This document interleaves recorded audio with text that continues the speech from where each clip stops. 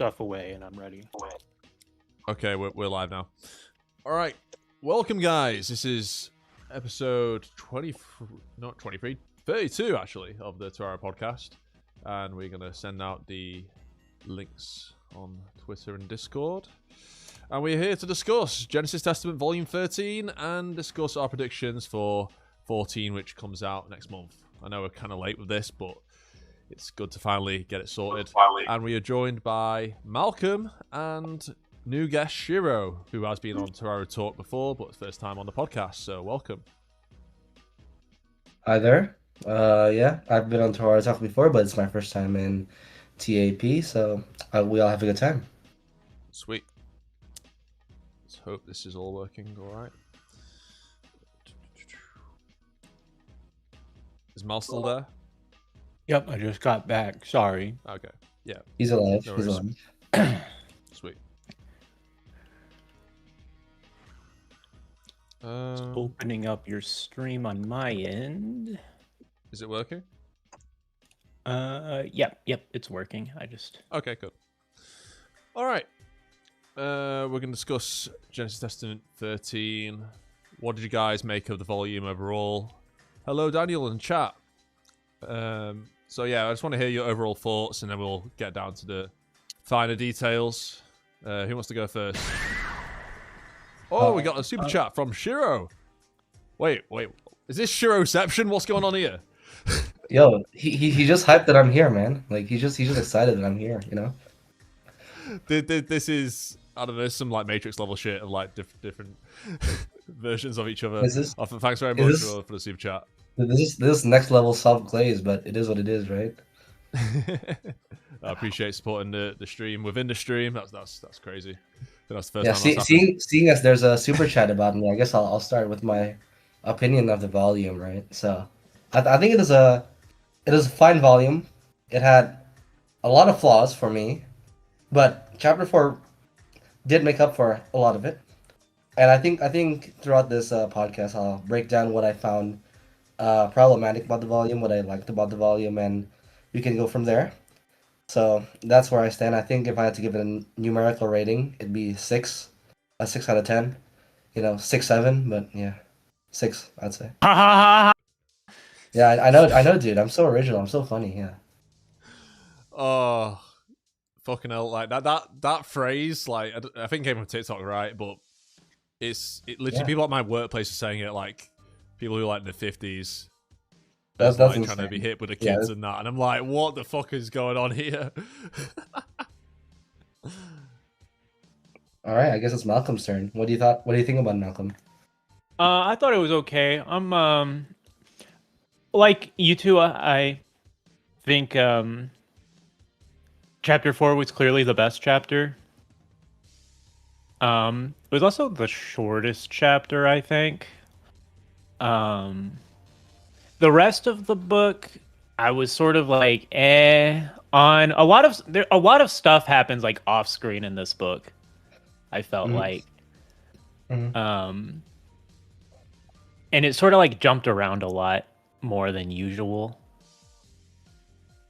So, I don't know. It was an okay book for me. I wasn't as hyped. Like you gave it a 9 in your review, Aeon.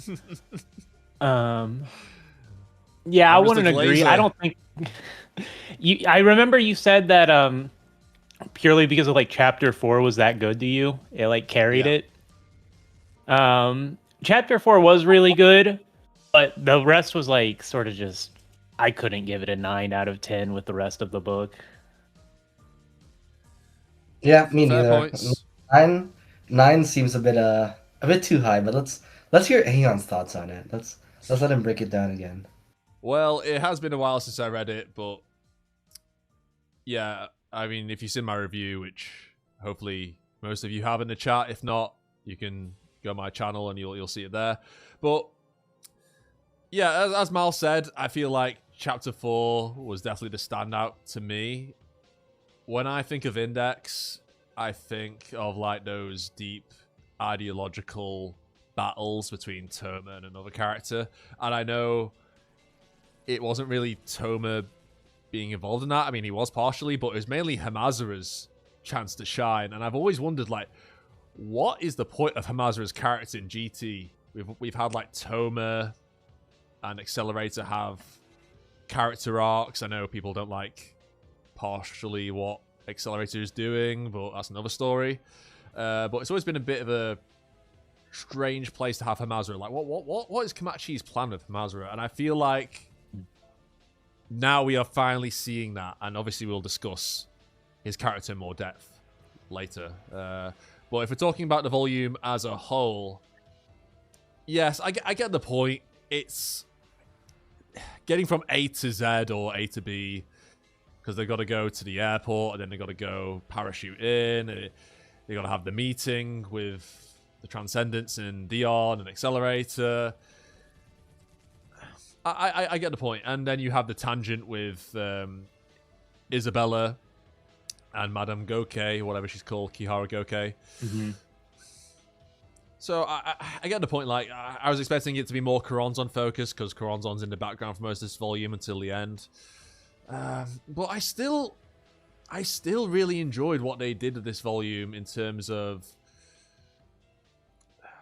like the magic aspect of Academy City, how the Anglicans are getting involved. I liked the setup, but I do admit that maybe they could have gotten to Coronzon quicker. But hey, we're getting a 2-volume arc with Coronzon, so it's not over yet. Maybe this was partially the build-up volume, and maybe this volume will improve with the addition of Genesis Testament 14. We'll have to wait and see.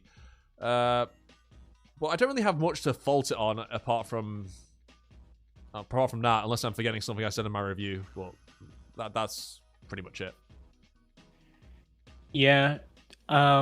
Yeah, I feel like part of the issue I'm having right now with the current arc is we just really haven't had much time to breathe. It feels like we've been getting like a cliffhanger after every single book, and it sort of like jumps right into like the big next plot without sort of like anything to separate it.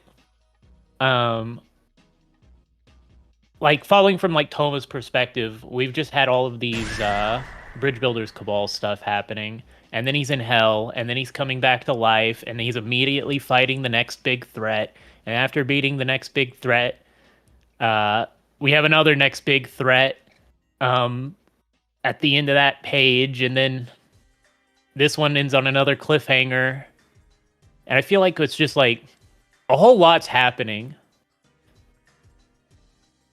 Yeah, I agree. I think if we really think about it, essentially from GT7 has been non-stop, no? 7, 8, 9, into 10, 11, 12, and then 13 into 14. Essentially, it's all interconnected. Cliffhanger Testament is so true, Kaelon.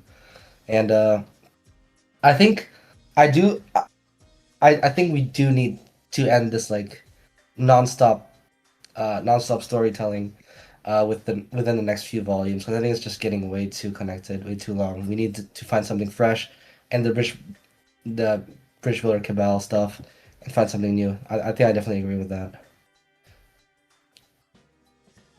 Yeah, I just want to go through some super chats. Thank you so much, Homer Samurai, for $10. Got to meet Brittany Karbowski, Miska English dub, and Cherami Lee, Uehara English dub, and they're so sweet. I would love to meet both of them, not going to lie, especially Brittany.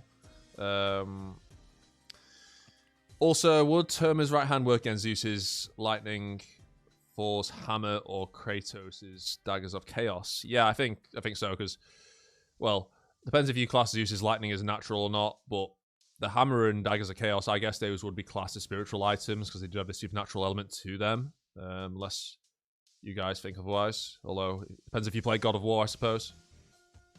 Yeah, I mean, assuming... I feel like any type of lightning that's manipulated by some form of power, be it science, like non-machine science, or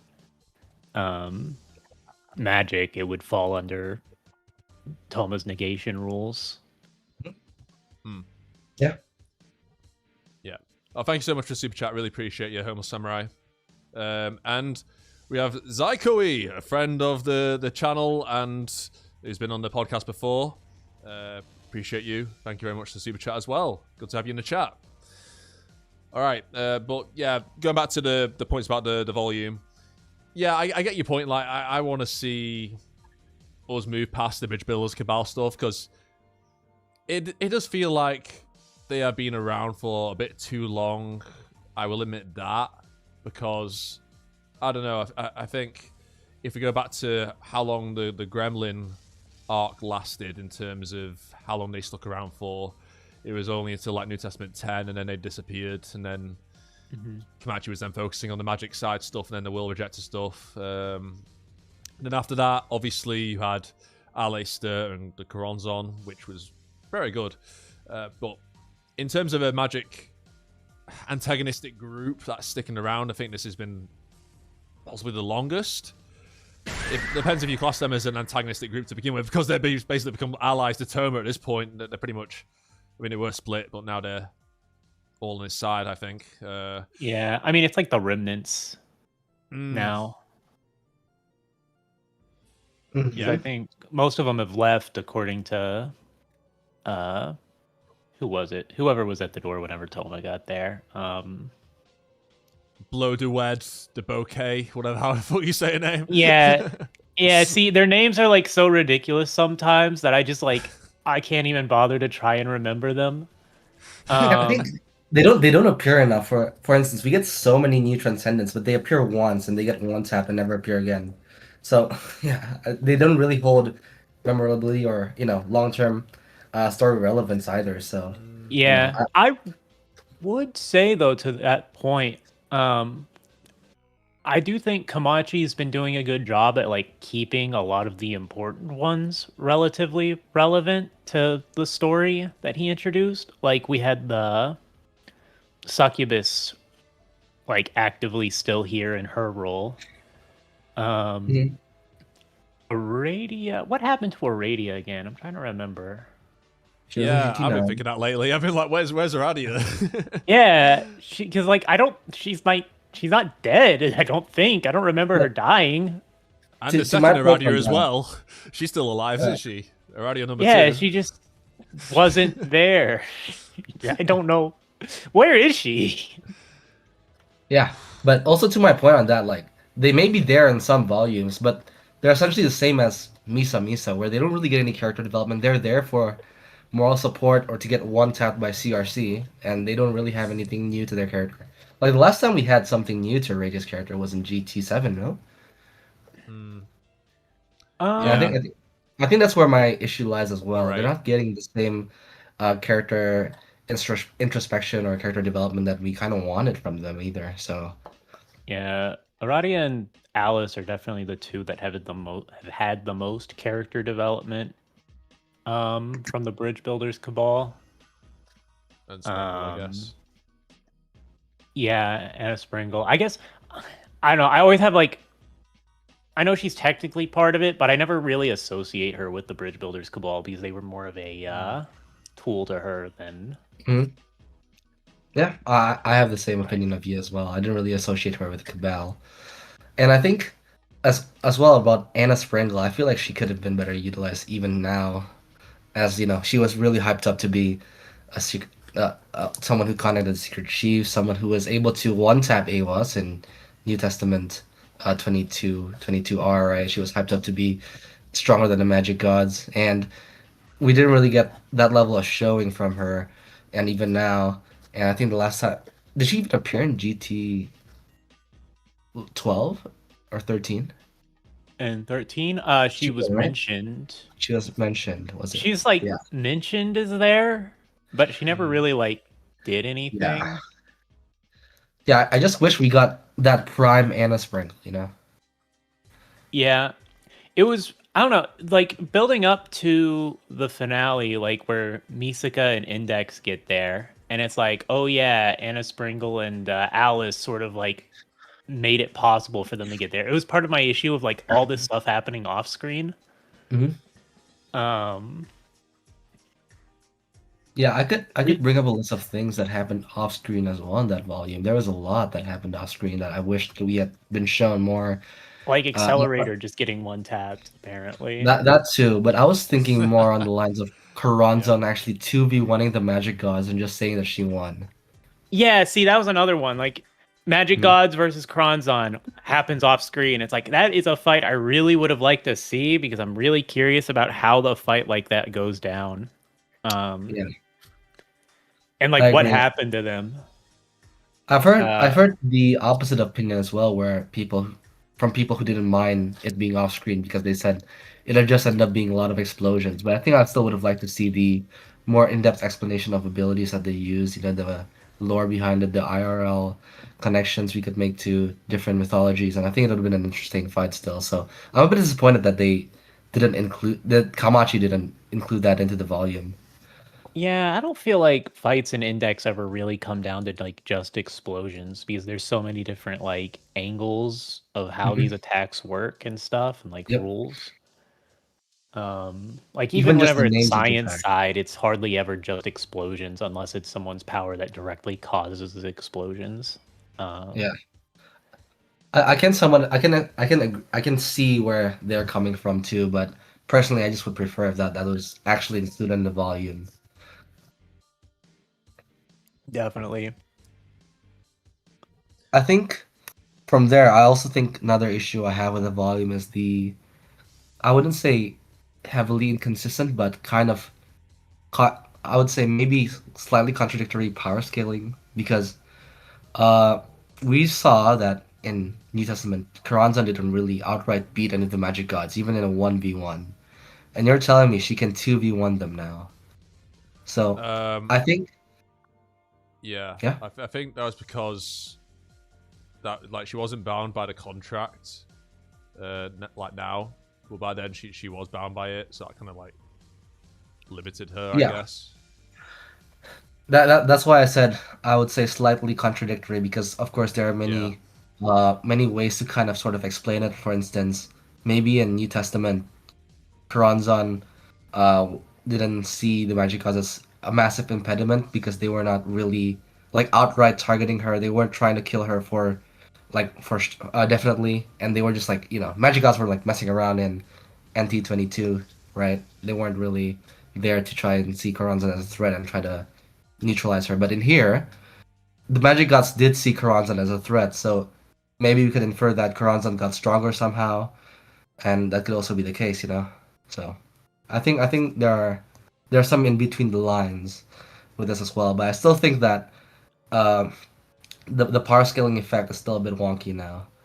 And there are Yeah. other cases of that too in this volume, which we'll probably get to as we talk about the volume even more. So Yeah, I've sort of given up on index power scaling.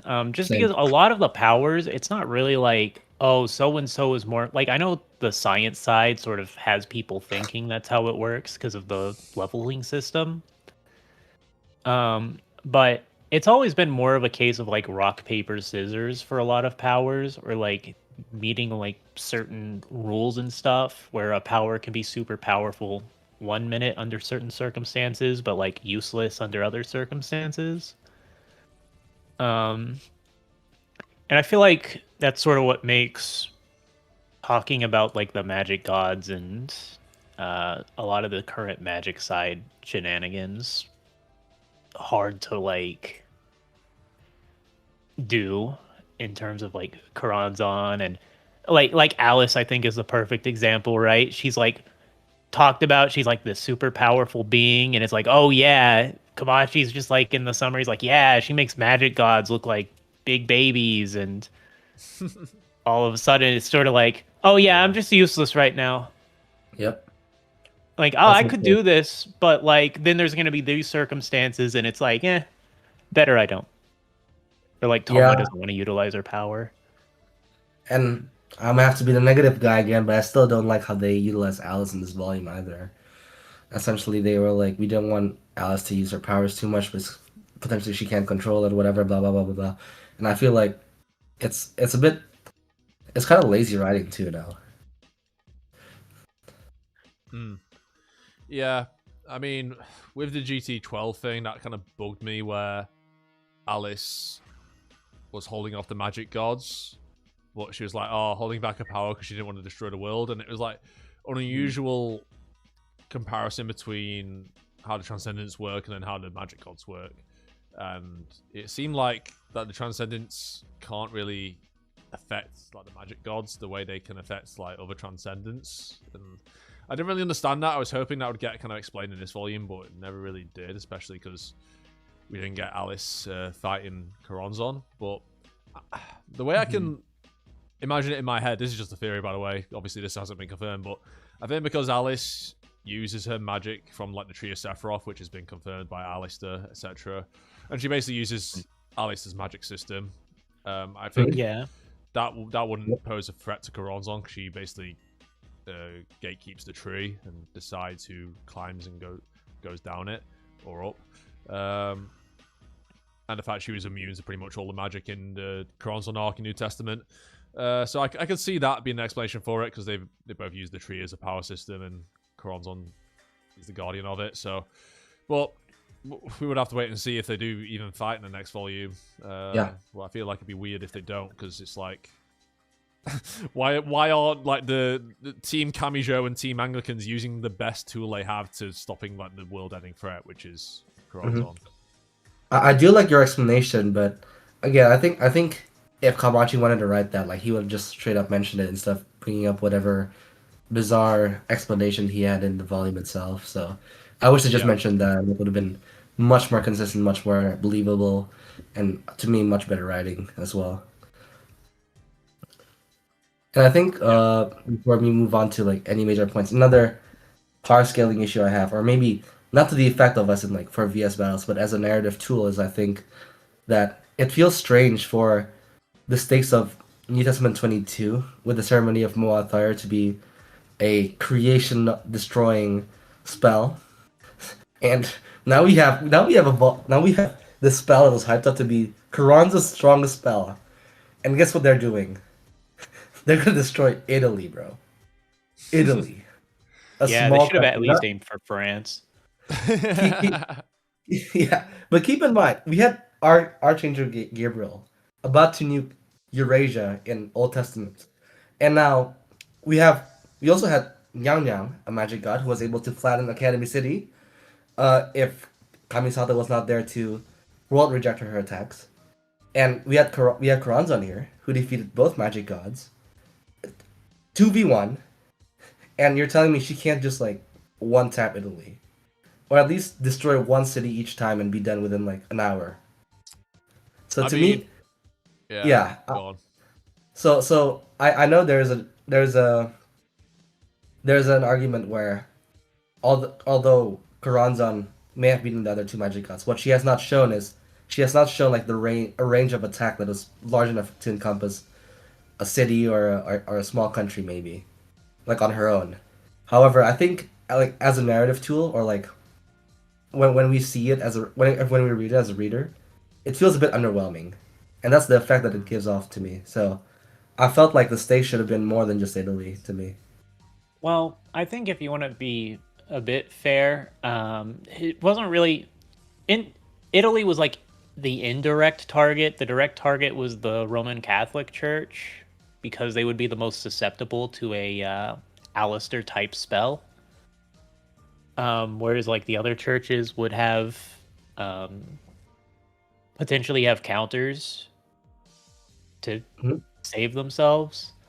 But also, like, Coronzon's purpose that we sort of like go into is like she actively wants to cause despair in people, and taking her plans more like slowly, or like having this big build up to build up as much despair as possible, I think sort of makes sense for the character. So I agree with some points. I know she's a dispersion. She likes to break down bonds between people, and she enjoys it. But I think it would work if they didn't have the ceremony of Moathar before this, which would just like straight up wipe all of creation, right? So I felt like if she was willing to do that earlier, and now she's doing it at a much smaller and slower scale, would it make more sense to do the smaller thing first, then do the larger thing? It's just where I'm coming from, and the effect it's giving off is it's just a bit underwhelming compared to what we were given before. But yeah, I definitely understand where you stand on that. Yeah, I want to say something about that, but first I'm going to go through a couple of super chats. Homer Samurai, €5. €5, $5. What's the big ending for this series? Toma versus the Antichrist? I mean, probably Toma versus the Christ.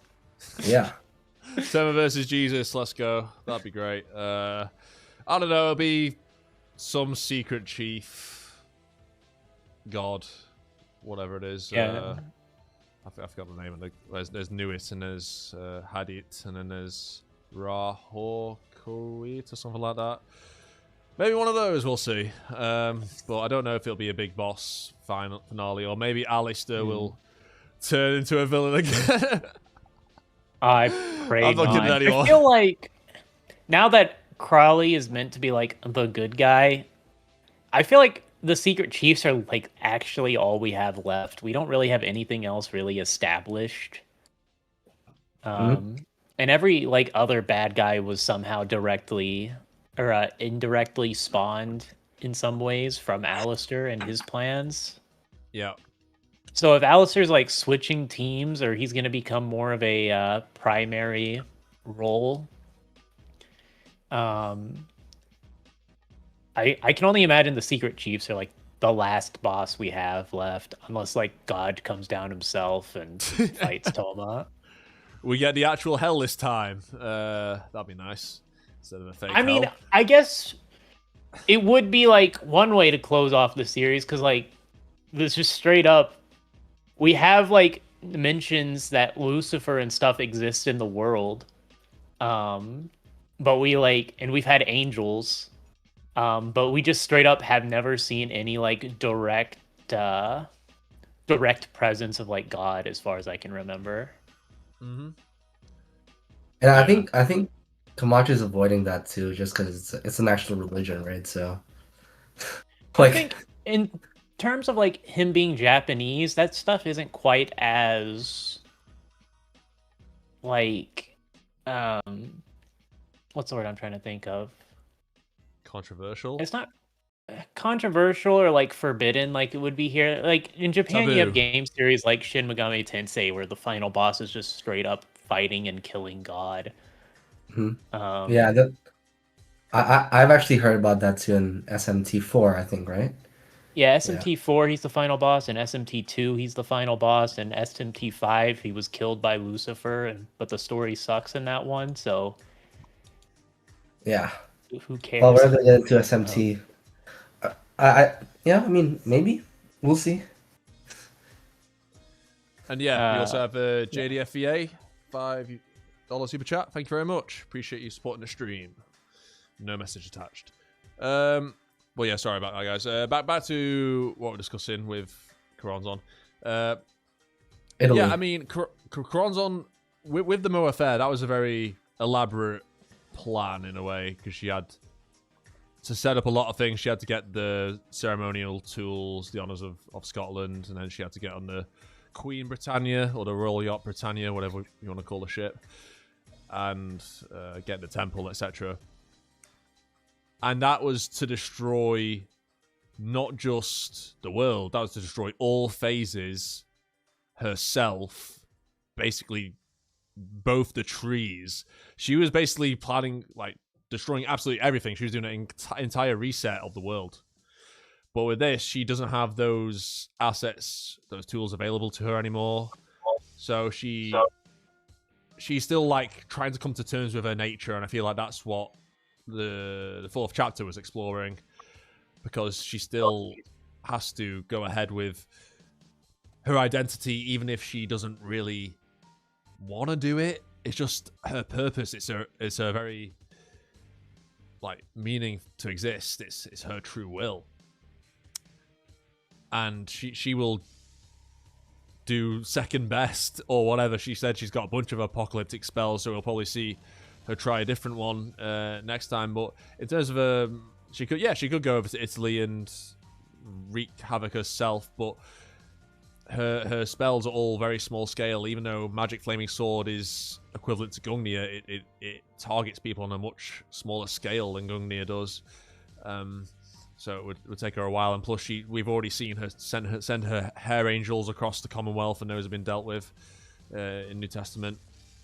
But yeah, like Malcolm said, it's to cause that political conflict.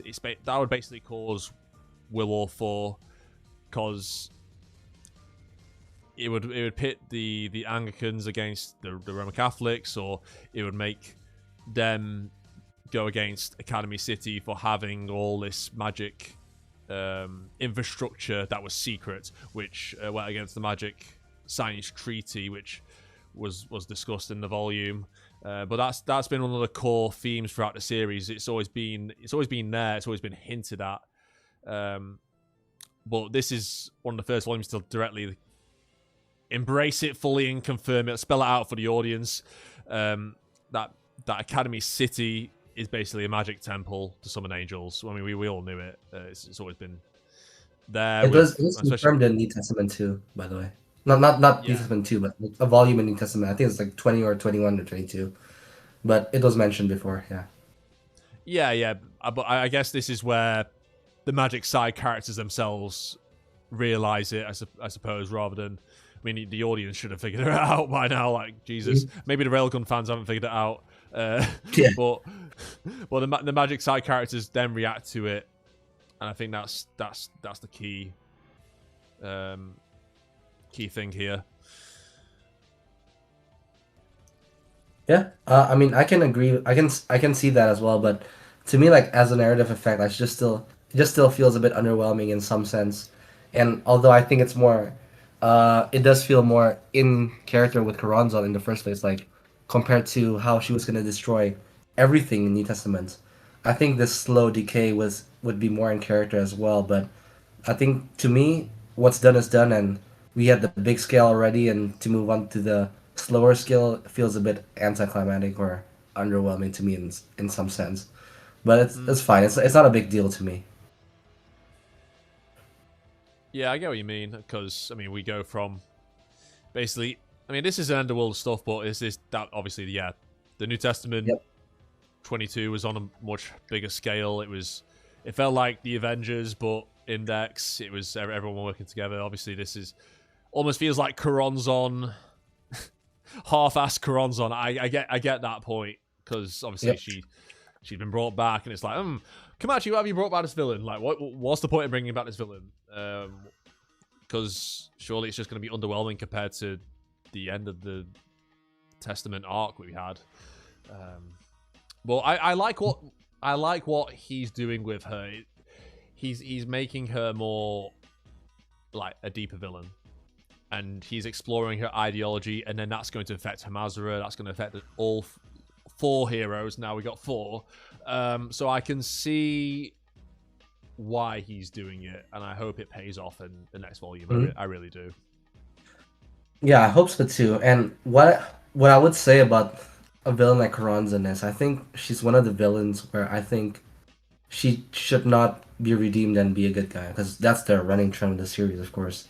I think she should embrace her nature and still be completely just the most wicked and evil version of herself that she can be, and I would fall in love with that right away. I mean, I'm loving what Karanzan is right now, so my issue is with the scale of the narrative, not with the character itself. I love the explanation Karanzan had in chapter 4, and I think I hope we get to see more of that in the next volume. So yeah, but I think she should not be redeemed. She should not be doing anything to the effect of doing any good. What do you think? I completely agree. I mean, I don't know if you've seen my fourth hero video about Alistair, but I always thought that was Alistair's role in the story from the Old Testament 6 quote, but that should be Karanzan's role in the story, because she is not a human. She operates under a different set of laws. She doesn't have the same empathy as human beings, although she clearly was affected by Hamazura, because I think Karanzan likes to think she understands humans and all about them, because she's the person who's meant to break down bonds between humans. But I feel like Hamazura was that unhinged. Like, what the fuck was Hamazura cooking?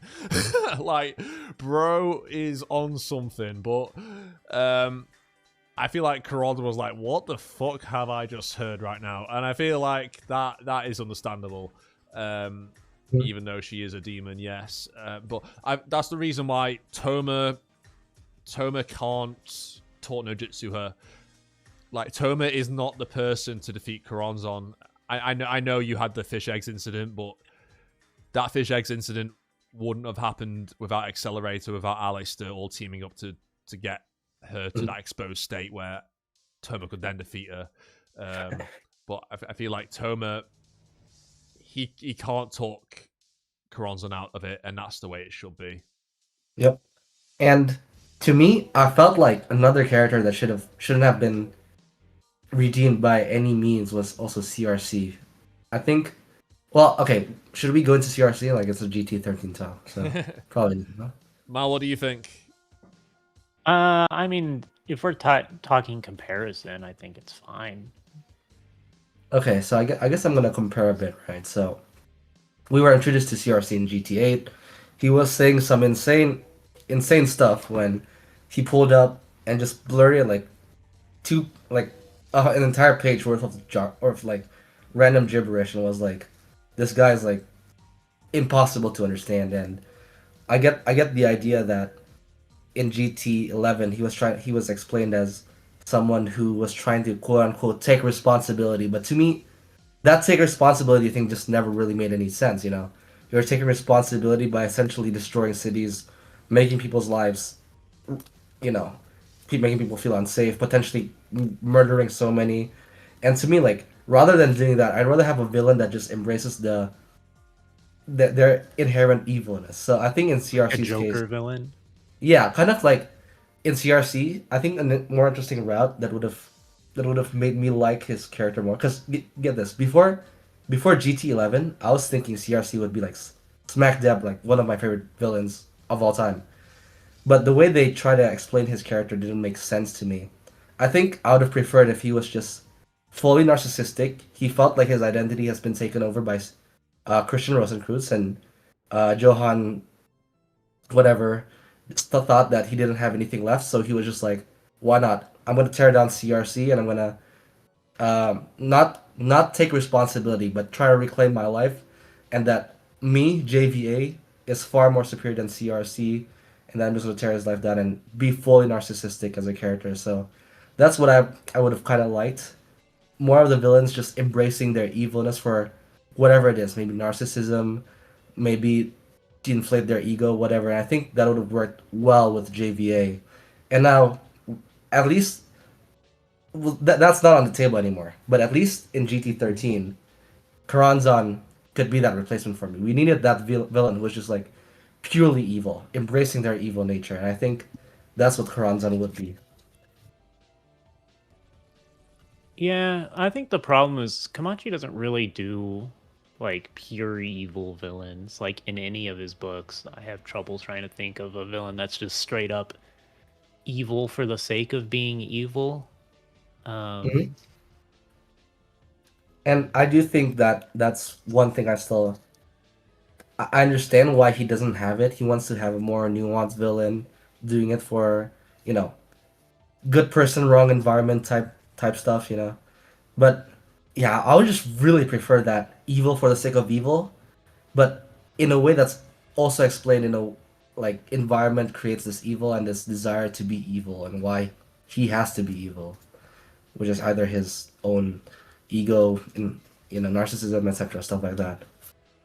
I think the problem right now is I have a hard time imagining that he'll do that with Kronzon, purely especially because of the Hamazura interaction at the end of this book, where we sort of get an idea of what Karanzan's feelings are towards a lot of her actions. And it's sort of like, oh, I was created by God or something just to destroy, and that was like something that seems to upset them. Yeah. And I'm sort of curious about how he's gonna. It's really weird to me how, for some reason, of every character, Hamazura has become the one that's like closest to Karanzan. it's almost like he's like becoming Karanzan's understander. Mhm. True. So I don't know. I get the feeling Karanzan's gonna come out of this as like one of the good guys in some way and play an important role against the secret chiefs. I feel like that's what Kamachi's probably planning. I think if Karanzan were to play a role against the Secret Chiefs or something like that, I would like that done in a way that doesn't necessarily make her good. So, for instance, maybe the Secret Chiefs are also a target for destruction, whatever, something like that. Mhm. Something that doesn't necessarily make her good, but maybe if they wanted to do the team up type of narrative, I think, yeah, I still wouldn't want her to be good, but we'll see. We'll Well, see. I think the big thing is this is technically Karanzan's body that's shared with Alistair, and I get the feeling they're either gonna like share the body mutually, or one's gonna get rid of the other permanently. Is the Hmm. most likely outcome. Oh boy.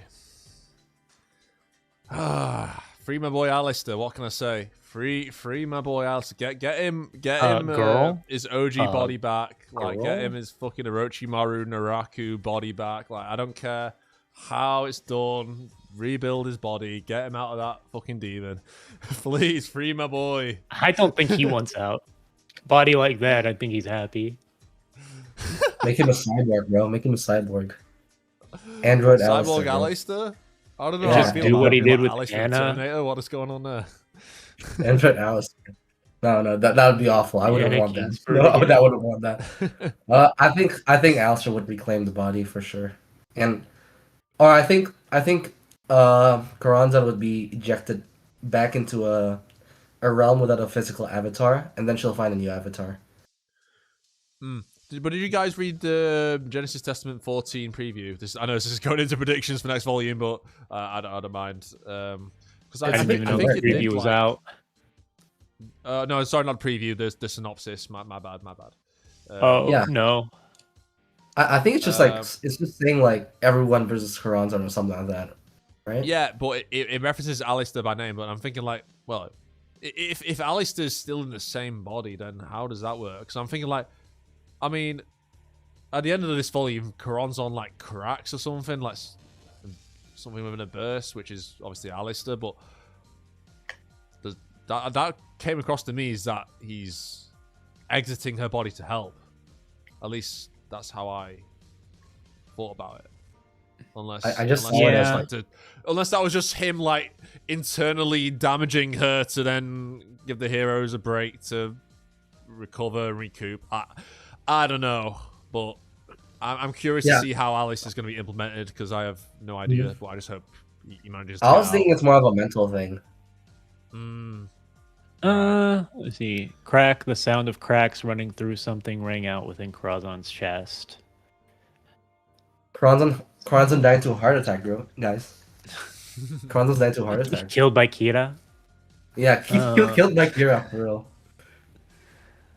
I guess it could be like a metaphorical cracking. The sound of cracks running through something rang out from within Karanzan's chest. I think it's It could metaphorical. be metaphorical, like the Grinch's heart grew 3 sizes.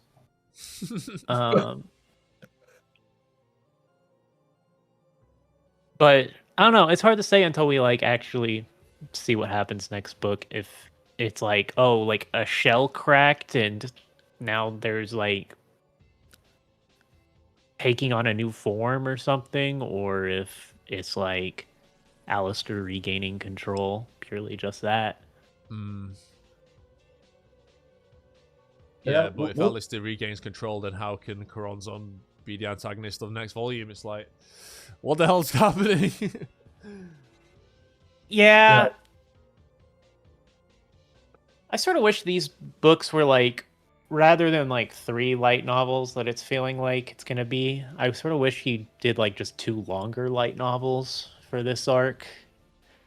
Mhm. Yeah. Because I don't know, it's just another book with Karanzan as the villain. after the fight. I mean, like, how's Toma gonna fight? Right now, he's like in a post-accelerator fight state. I don't know. I would have suggested good old Mary, but he's technically not dead again. Yeah. So, who else can heal and not be affected by Magic Breaker? I don't know. Yeah. Heaven Counselor is going to come to the front of the battle, and he's going to rub his hands. I was do his Mr. scared Miyagi for a magic. second. Since you bring up Heaven Canceller, whenever Kihara, what's her name? Okay. Goke.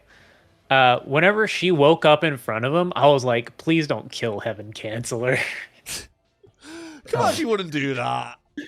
Well, at that point, we didn't really know what her actual personality was, and I was worried that she'd be like, this guy, he's not playing a role for Alistair anymore, and I can just kill him because I'm here, and I'm a Kihara, so I'm evil. No, she ended up being a lot more, a lot deeper of a character. Actually, I would say she was one of the highlights of the book, because she ended up being like way more interesting than what the last book made her out to be. Because I remember we talked about in the last book, we're like, yeah, she was just sort of there, and then she died for some reason, and that was it. But no, she ended up like, she's not even, she doesn't really identify much as a Kihara as she does as Madame Go. I actually think the opposite. I know I mentioned earlier that I wish the side characters would get development. And sure.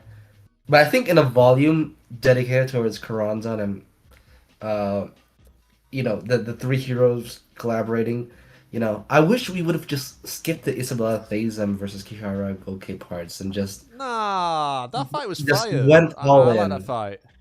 Really? I wish we just went all in on the main meat and potatoes, I did have a complaint that it felt sort of disconnected from the main storyline, unless it's going to play into like the next book. That's sort of the part of the problem with this book, is like how much of this is going to play into the next novel. And I think even if it does play into the next novel, it doesn't necessarily have to be the specific event to connect to the next novel. Like, there were infinite amounts of ways to make something that's more connected to this volume itself, that does something for the next volume as well, compared to Goke and Isabella like fighting, right? That's I think another issue with it as well.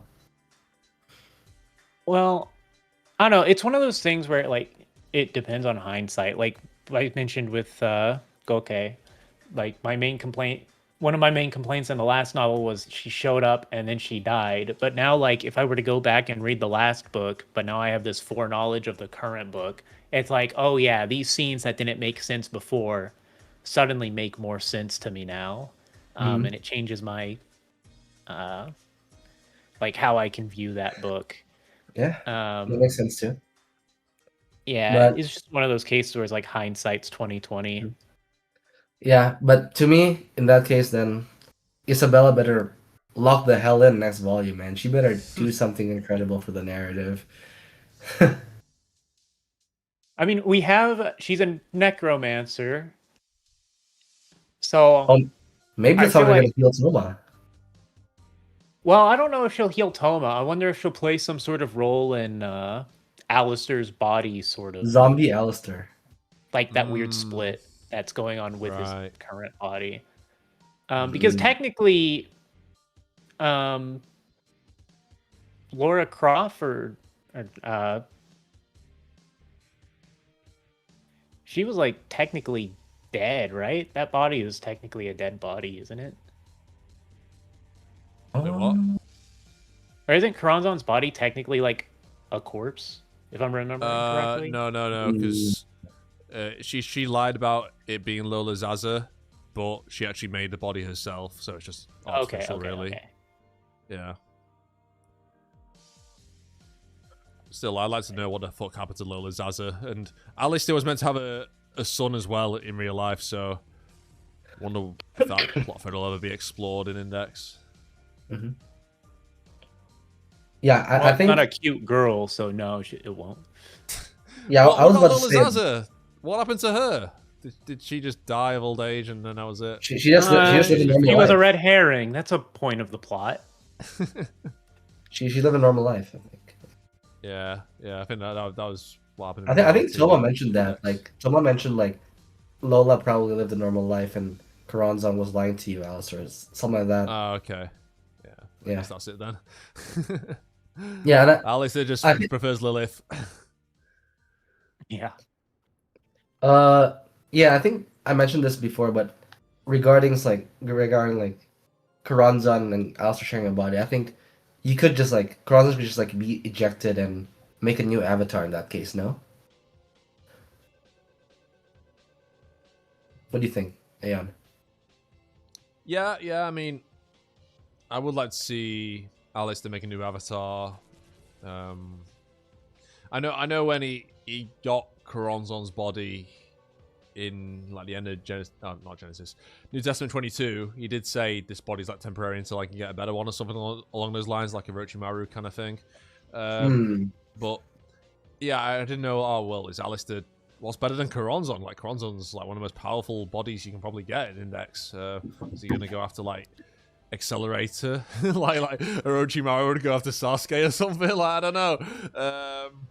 Or is he? I don't know, Alice. I can't think of like many other bodies that Alice would be suited for. Toma. I was thinking more along the lines of like Alistair keeping the current body and like Karanzan making a new avatar. Oh, okay. Yeah, I don't know what Karanzan what form she would take though. That'd be interesting. Considering her body was just almost a ploy to fool Alistair, almost. I mean, she's smoking hot in that body, so I mean, she was cooking. Yeah, no wonder Mazura keeps simping for her. But yeah, we'll see. But if Karanzan does have actually that power, I mean, she should do because she created her current body when she didn't have a physical body, so I imagine she would have the power to do so again. Although she didn't when her soul form was separated in New Testament 22, but I think that was because, well, we don't know how long it takes for her to make a new physical vessel. It probably takes some time, messing about with the tree of Sephiroth or whatever. But yeah. Well, we'll see how Kamachi like spins this. We'll see.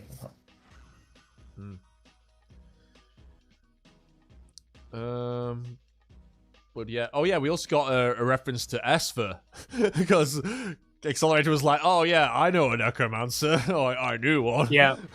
Oh yeah. So Kamachi's not forgotten about her. Do you guys think she'll ever appear in Index? No. This has kind of been a recurring. No, she's dead. She's dead to the franchise. Never. Anything that that came mentioned, that so spawn surely of that could mean Satan something. She might appear for like that's one. the best she'll get. I don't think so. Yeah, I mean, it's funny that basically Scavenger, the only characters from the arc to basically reoccur who are new. Yeah. And DA, I guess, because they appeared in the Dark Matter manga, if you count DA at all. But DA are fucking cringe, and Kina has every right to kill him. But yeah, no, I like Esper. I think Esper's more interesting character than Scavenger, not gonna lie. Well, Scavengers are just funny. They're just there for comedic effect, right? They're just there to get. They're just there to lose to level 5s, essentially. They're also just easier to utilize in a setting like Academy City. True, I suppose, but yeah, their motivation is just very simple. Very simple. Dough. Yeah. We hate teachers. Okay. They hate teachers and they want dough. Why? Right? Because teachers suck. Okay. That's just like common in Academy City. I feel like that kind of stuff. I don't know. Kamachi's gone big on the adults bad in the latter half of Index. I wouldn't say adults bad, but more more to the point that everyone becomes an adult and everyone has to be responsible for themselves eventually too. Well, I think it's more so a commentary of how like the older generation has sort of changed, is sort of like becoming manipulative of the younger generation in his books. Yeah, that was sort of like a big point of like the riots and stuff in early GT was like, yeah, we hate adults and they're ruining our future. Yeah, but I still think like everyone becomes an adult someday, so Yeah, but I don't think that's how they're viewing it. I'm pretty sure they're talking about like the corruption of the current adults rather than fighting becoming adults. Yeah, I mean, I feel like that theme of like the adult perspective of the world versus the child perspective of the world has always been a core theme of Index from like OT1, because I know Style is technically 14 and Kanzaki's 18, so she's barely an adult, but I think there was an interview with Kamachi said that like they represent the adults of the world, and then Toma is basically the child, or at least Kanzaki and Style represent the church, who are then the adult frame of the world, while Toma, while he is a student who gets, you know, taught from Komoi, who is somehow an adult, he has to... Well, she's one of the trustworthy adults in the series. Yeah. Which may actually be like an indirect commentary by using her like stature. Yeah. Yeah. He should not be built like that. She should not be built like that. I'm just gonna say. Well, I do think OT1 is really fascinating. I do want to make like a dedicated OT1 like deep dive, because I feel like a lot of the time people who read OT1 don't like explore the deeper themes of it. But I do think it's a masterpiece in a way, and it was meant for a one shot as well.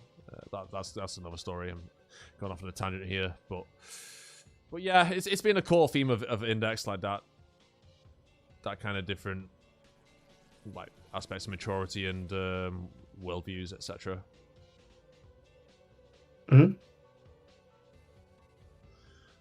Speaking of Style, what I can't remember if we discussed Style. I think we did for a little bit off stream. What did you guys think of like Style's character from the previous volume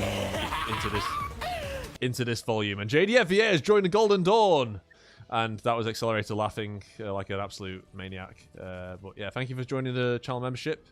Appreciate you.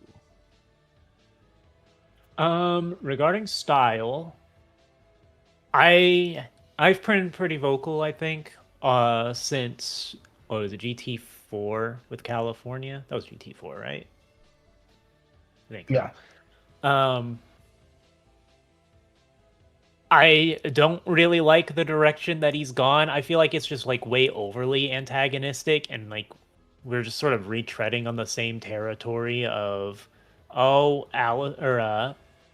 Style's mad because Toma has Index and he wants Index to come back, but Toma saved Index and he didn't, and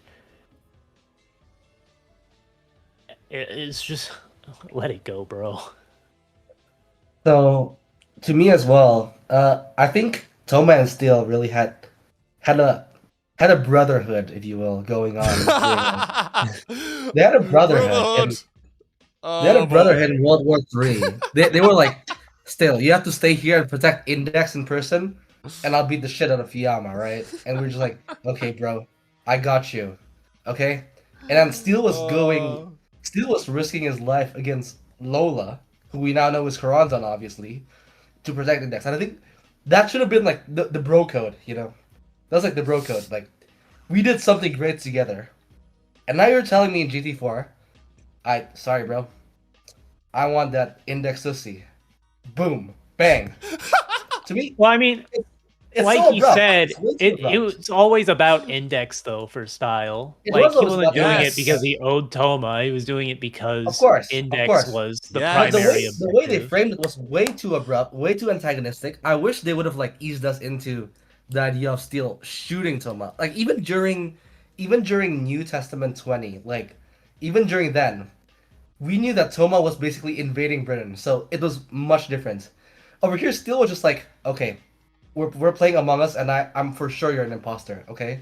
So I'm gonna shoot you first. He's just like, I know you're an imposter, okay? So he just shoots Toma out of the blue, and I'm just like, that's just way too abrupt. That has no justification. You compare it to NT20 where Toma was actually invading Britain with Alistair. Alistair cut off comms for everyone in Britain. It made a lot more sense over there, and compared to, Steel shooting Toma and hoping to cover it up as well. So, yeah, I don't know. All right. Yeah, I mean, I'm fine with Style being antagonistic towards Toma. I just feel like it's gotten to a cartoonish degree. Like, I expect him not to like Toma, it's cartoonish, but yeah. it's like, I get you don't like him, but like, this is way too much. The level where it was at in NT20 was perfect for me. It felt like, okay, bro, why are you invading my country, bro? You're with the villain, bro. And I'm just like, okay, fair enough. He wants to extract information out of Toma. That's why he's torturing him, right? That's what Anglicans do in the Lord of Serious Necessarius. Fair. This one, he's just like, boom, bang. Okay, what's next? GT12. Instead of being like, oh, bro, you're alive. No. Bro, you died once. I have the right to claim that index now. I'm just like, that's it's just like, I hate you much. so much, I'm gonna become a magic god for some reason and destroy you. that made even less sense for me. That made even less sense. That was like, that's just. That, so that's like when you're a professional hater, you gotta go to the extreme. You've got to become a magic god, like to prove you're that much of a hater. This is like reverse Flash type shit. Thank goodness Index didn't die on a roller coaster. Who knows what Chaos or Style would do? Oh, that's fucking brilliant. I love that. Nyang Nyang's a Chinese zombie. She died once. Nephthys got buried alive with so many other people and was traumatized for life. Missing the High point. Priest starved himself to death. Guess what Steel did? Index, where are you, Index? And now he becomes a magic god. Yeah, nice. Yeah, banger. Guys, you gotta He got cucked so hard he became a magic god. It's crazy. Bro, he got cucked so bad, it was the equivalent of dying multiple times, guys. Guys, what do I do? He was cucked that way. Alright.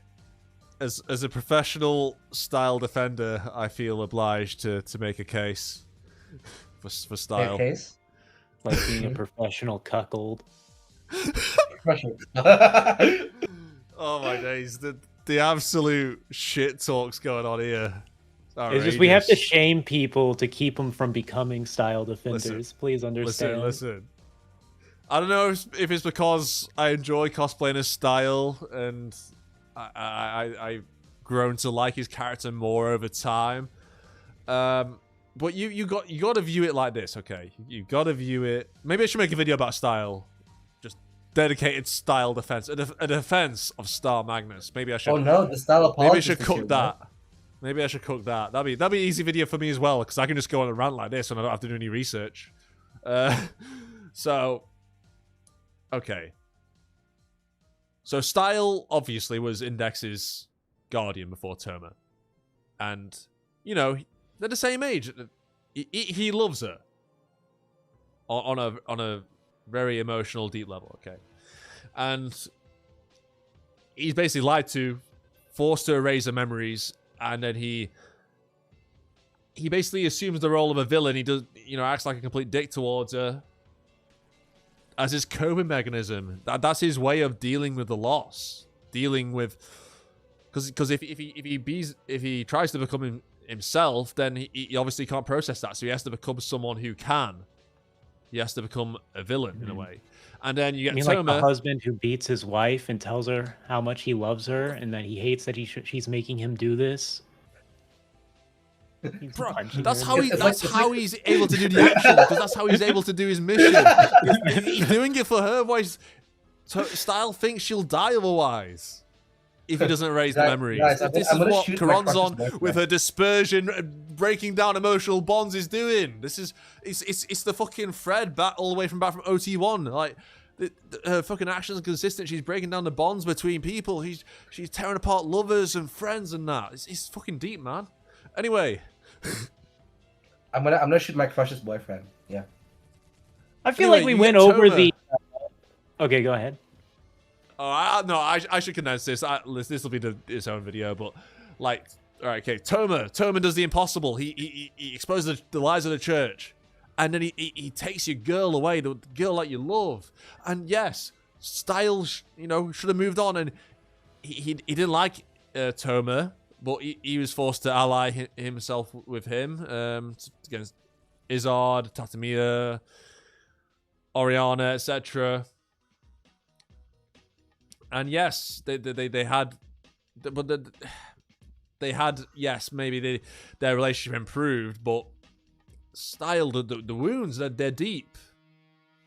At the end of the day, it's like Shokuho, because Shokuho herself, like, similar, because Shokuho loved Toma with all her heart, and then she was forced to move on, and then she basically knew that Misaka and Index were filling her position, but it was only until there was a little glimpse of hope, that miracle, that then she became more involved in Toma's life and then became an active role again.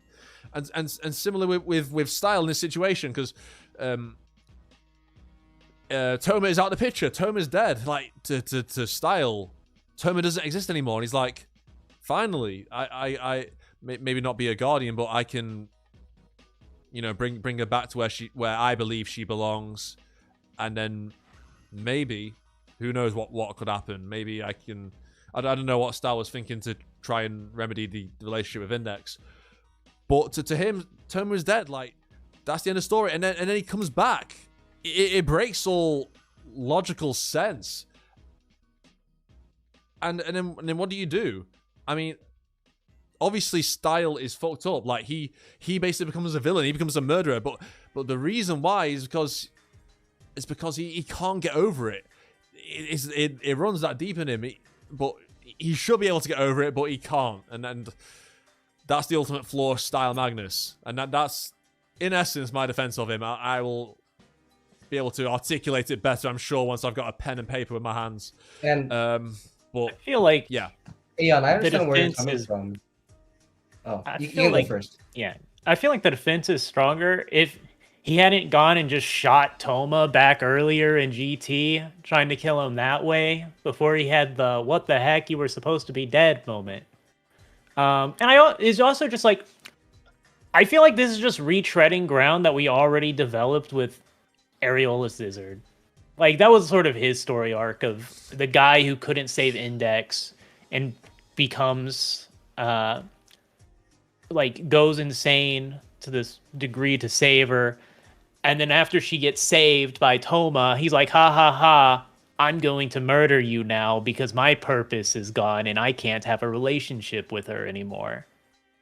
And to add on to another argument is that Aeon, I wouldn't have this much of an issue with the direction that Kamachi is taking Steel with, had there been more of a slow break into this direction. For instance, more inner monologues with Steel, more Steel dedicated arcs or Steel dedicated story sections, which kind of detail what's going on with Steel, what he's thinking. Instead of going, okay, GT4, I shoot Toma. Guess what? Toma dies. He's up in like 3 or 4 days. Guess what? I'm a magic god now. It just feels way too abrupt. And I think delivery is so important in any type of media. You need to break people into the direction you're going with. You need to establish stuff first. You can't just go abruptly and expect people to get behind the idea right away. It has to be a sort of slow break, and I think that's where my issue lies. I think if Kamachi had done more of the Steel stuff first, maybe even like just an entire volume dedicated to Steel, even, which will never happen, but that would have maybe gotten me on board with the development. I don't know. It might have, right?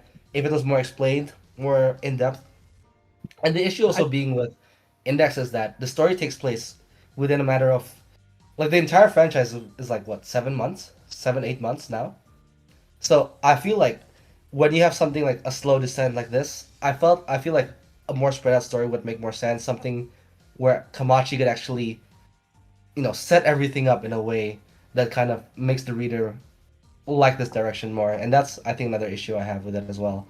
But again, I like your defense, and that defense would 100% work had it been in the novel, had we had more, Steel introspective stuff. But yeah, that's where I'm at. Okay. Yeah, I think if it wasn't Toma being alive for just 30 minutes and Style Autumn immediately decided to become an evil magic god in that time. Malcolm, he just got the magic god within 30 minutes method, bro. We need to learn from him, you know? Right. I think Exactly. if it had been like we finished this Karanzan arc and then because like he was so close to having Index back after that, then he sort of like lost it and went after Toma, it would have been a bit more natural. Because it was sort of been like, oh, there was time for him to sort of mold about it.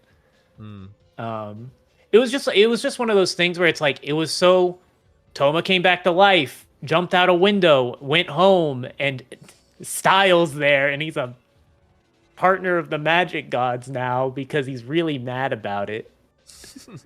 I feel like it would have sat better with me, but as it currently is, I'm not a style enjoyer. No, yeah. Listen, fair points. I'll hold my hands up. You made some fair points. Obviously, I'm gonna go do my due diligence and go back and reread bits of Genesis Testament 4 and obviously the previous volume. And I know it's kind of difficult because Kamachi's juggling a lot of characters at once. I know you spending too much time on the bridge builders, etc. So it's perhaps he would have had to integrate style into an arc earlier to have that progression rather than him coming about. But hey, you could say, I don't know, similar things about some characters in I don't know, New Testament 10 maybe, with how they react to Toma versus the world when Toma's basically a terrorist and then they flip. But hey, I don't know. Just saying.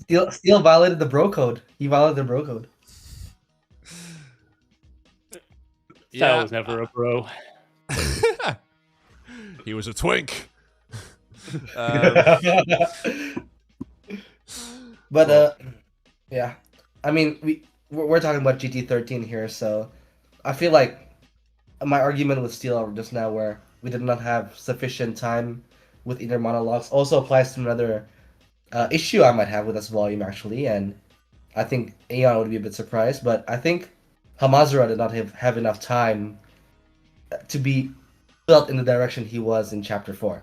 I felt like if Kamachi was going with a direction that extreme, he should have had at least Hamazura, going into this direction from a prior volume. To me, going from GT3 and GT5 Hamazura to what it is now, GT5 Hamazura, where he breaks out of the ER with a gunshot wound to save a small child, to this, it just doesn't feel natural as well. We needed something else to shift the direction of Hamazura, and I would have been all for this direction. I would have been down for it 100%. I mean, we need to distinguish the three heroes as much as possible to make them as interesting as possible, for sure. And I think not having the sufficient time to really bring Hamazura to this where he's at right now, except for the monologue he has, it just felt a bit too fast. The monologue itself was good, but what if we had this slow descent, the type of, what Accelerator had in Old Testament, where he went from Invasion to World War III. We had Battle Royale and Dragon, right, where we got to break down Accelerator slowly. It was more nuanced and not abrupt at all.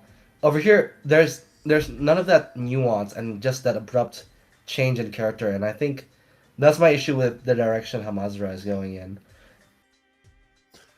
I actually disagree. I think there is a build up to it. I just think it's just been spaced out poorly because we haven't seen Hamazura in a while. But yeah, my counterpoint would be that GT5 to GT13 would not be consistent at all. That's my issue. Right. Yeah. No. I think the progression makes sense. I just think because we haven't seen Hamazura in a hot minute since GT5, that it feels it could be viewed as abrupt, perhaps. But I think if we put ourselves in Hamazuru's shoes, like what has Hamazuru's character been all about since World War III? It's pretty simple. He just wants freedom from the dark side. He just wants to live a normal life. Almost, I feel like all three main characters want to live a normal life at this point. I mean, Accelerator certainly does, and Toma would probably prefer not. Well, like, I think Accelerator wants dying people all the to time. live a normal life, but I don't think he has it as his own goal to live Yeah, a he wants normal people to life. live. He doesn't want. He doesn't care about himself anymore at this point because he's in prison.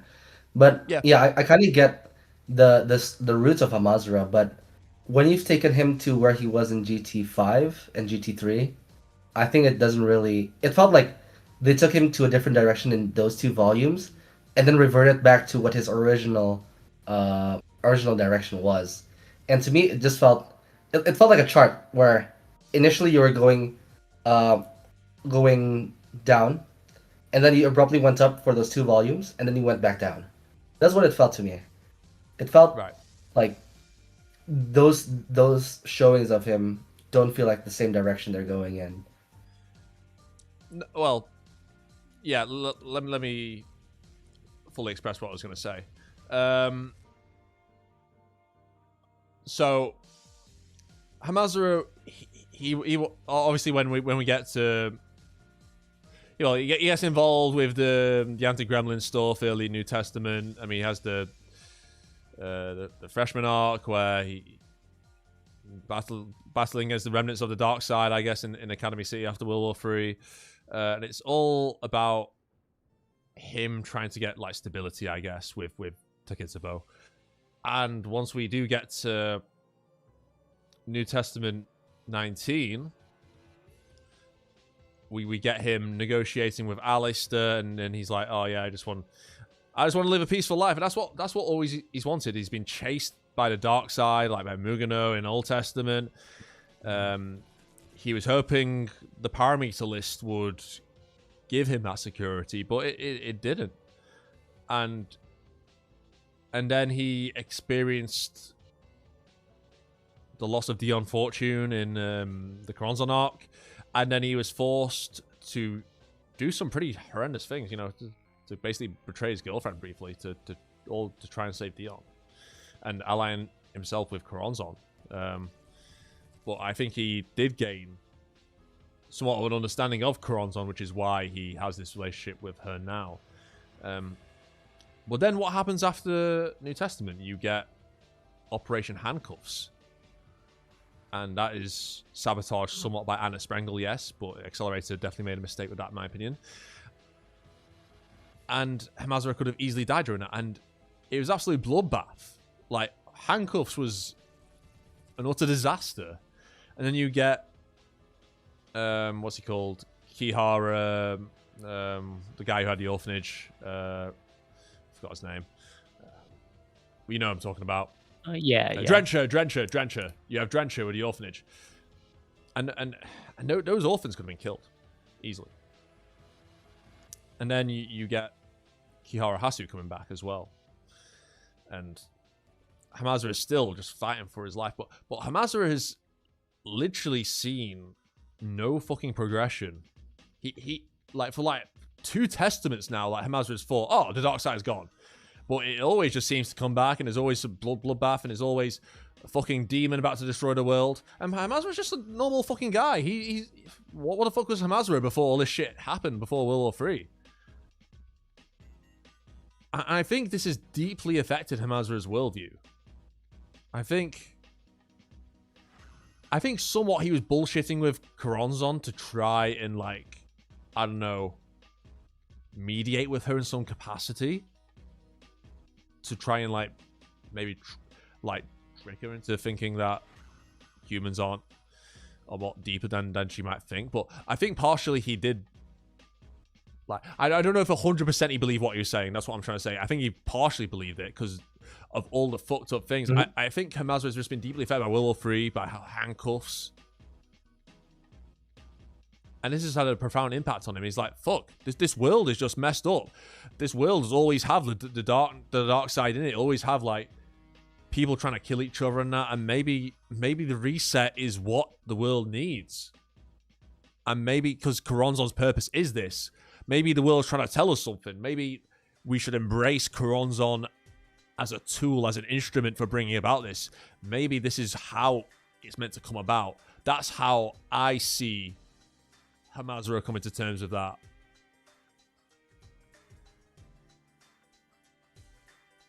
Yeah, that obviously makes sense to me. A lot of that makes sense. And I just think the nihilist qualities to the stuff he says, it's just too contrasting with the hopeful stuff he does. And I still get what you mean. Of course he's broken. He's extremely pessimistic. He knows the dark side. I think you're right when you say that he sort of believes what he says. He just doesn't really know where he's at yet with Carranza. He's like, maybe you're right. Maybe I'm there. Yeah. It is quite a hard one to dissect, and we'll have to see more about him. It's just we didn't really have even during like 22 NT22 where he was working with Karanzan, the way he spoke was not in any way the same nihilistic way he spoke over here, right? So that I think the reason why I thought that it did feel abrupt is I think also his mannerisms, I would say, because he didn't really showcase those mannerisms ever since OT. I would say like he's kind of like been a lot more hopeful ever since then, despite knowing the dark side, everything that's going on. Would you say so? Yes, I think he always had that hope, but I would prefer, like, I like the fact that his character's going in an unforeseen direction. I feel like that's what the direction Accelerator's character went. I mean, we all knew he was striving for redemption, but I don't think anyone anticipated that Accelerator would take it to this level to potentially restrict his own freedom.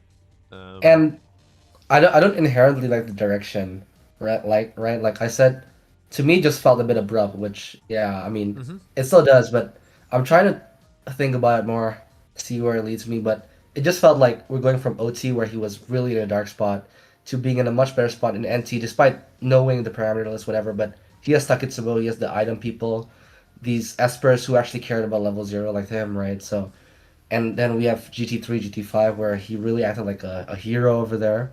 He saved this small child in GT5, busted out of his hospital room, by the way. And now that we're going back to the old, maybe the more early OT Hamazura, the more, I mean, the way he speaks is still different from there too, to be honest, but completely nihilistic to me. So I guess the way he carries himself in that last chapter was just so different from anything else, I guess. I think personally, when it comes to Hamazura, I don't think he's ever been written to be specifically a heroic character, but he's sort of what Kamachi is making Toma, where he's a selfish character who will do the right thing to further his own means. With like Taketsubo and stuff, and everything he does typically has the end goal of, I can't live a normal life with her unless I do this. Yeah. And so like acts of heroism tend to be coincidentally aligned with his acts of just, if I'm going to get to this point, I need to be a hero here, be the villain here, be the hero here, be neutral here. I would say he's more like he's an adaptive force, and which is partly his strength, is that he adapts to situations because he's just a level 0 normal human, basically.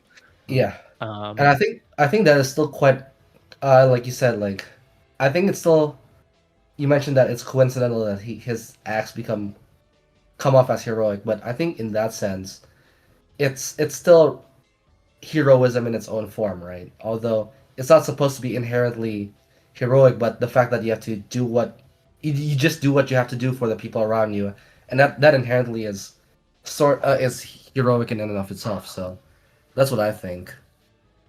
Yeah, to me, it's like doing an act of heroism doesn't make you a hero.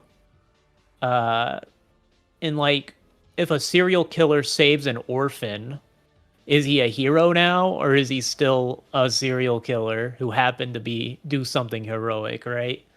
Now, I'm not calling Hamazura a serial killer, but I'm saying, like, if he is a true neutral, like, person in a way, is he a hero because he did some heroic stuff here when we can see that he's willing to not be a hero at other points in time? Like, after Toma Yeah. beat him, the first thing he did was join Item, which was a dark side organization that killed people. Like, he wasn't suddenly man,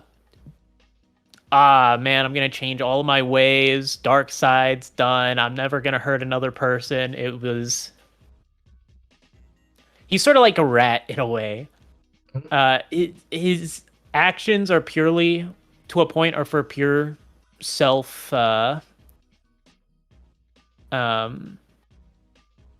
what's the word? Self-interest. Self-benefit, essentially. Yeah. Self-interest, yeah. He's a self-interested character who has like one character he's really willing to put his own interests aside for, and that's Taketsubo. Yeah, and Malcolm, I would agree with you, but that is not the case for his character in GT5, where he did not really do anything out of self-interest, but completely selfless, broke out of his hospital room with a gunshot wound to save a child, right? So that's not for his self-interest either. So, yeah, that's it's a bit inconsistent in that end as well, don't you think? I have to think about it because I haven't read that one since it came out, so I'd have to. It was like it was supposed to be like a hyped up moment, like the bedroom bed is empty, the hospital bedroom is empty now. Where is Hamazura? Oh my God, he pulled up to save a child. Woohoo! You know, like yeah. So that's kind of how I interpreted like what happened in GT5.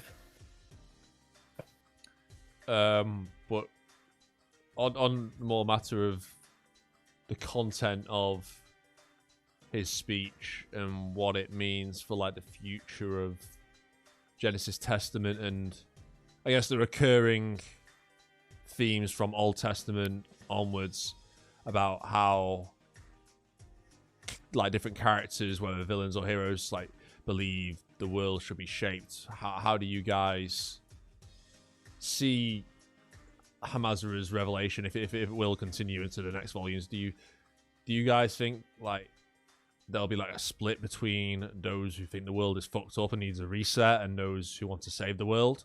Because that's how I could envisage it going. So, the installment title is Genesis Testament, right? Genesis being the beginning of the Bible, and I think it just means beginning in general. So, there could be something like that.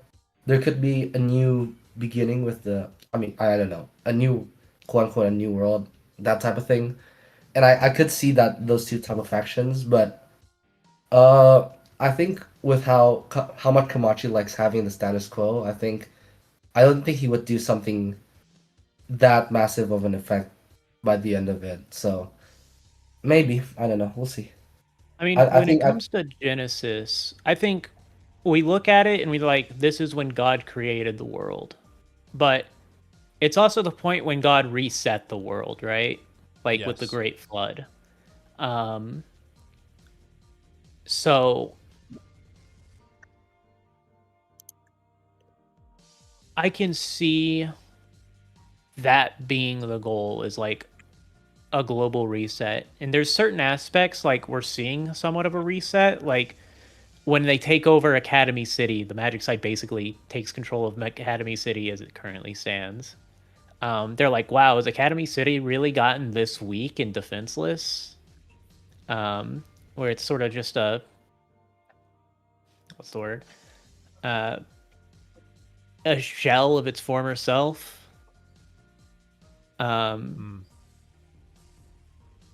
we seeing like the great powers sort of resetting as it currently stands? And to what degree could that go? Well, I can see a split with the heroes, right? I think they clearly have their own motives, and they all want the same thing. ultimately, right? In their eyes, a normal life, right? Like that's Toma's big thing is he wants a normal life.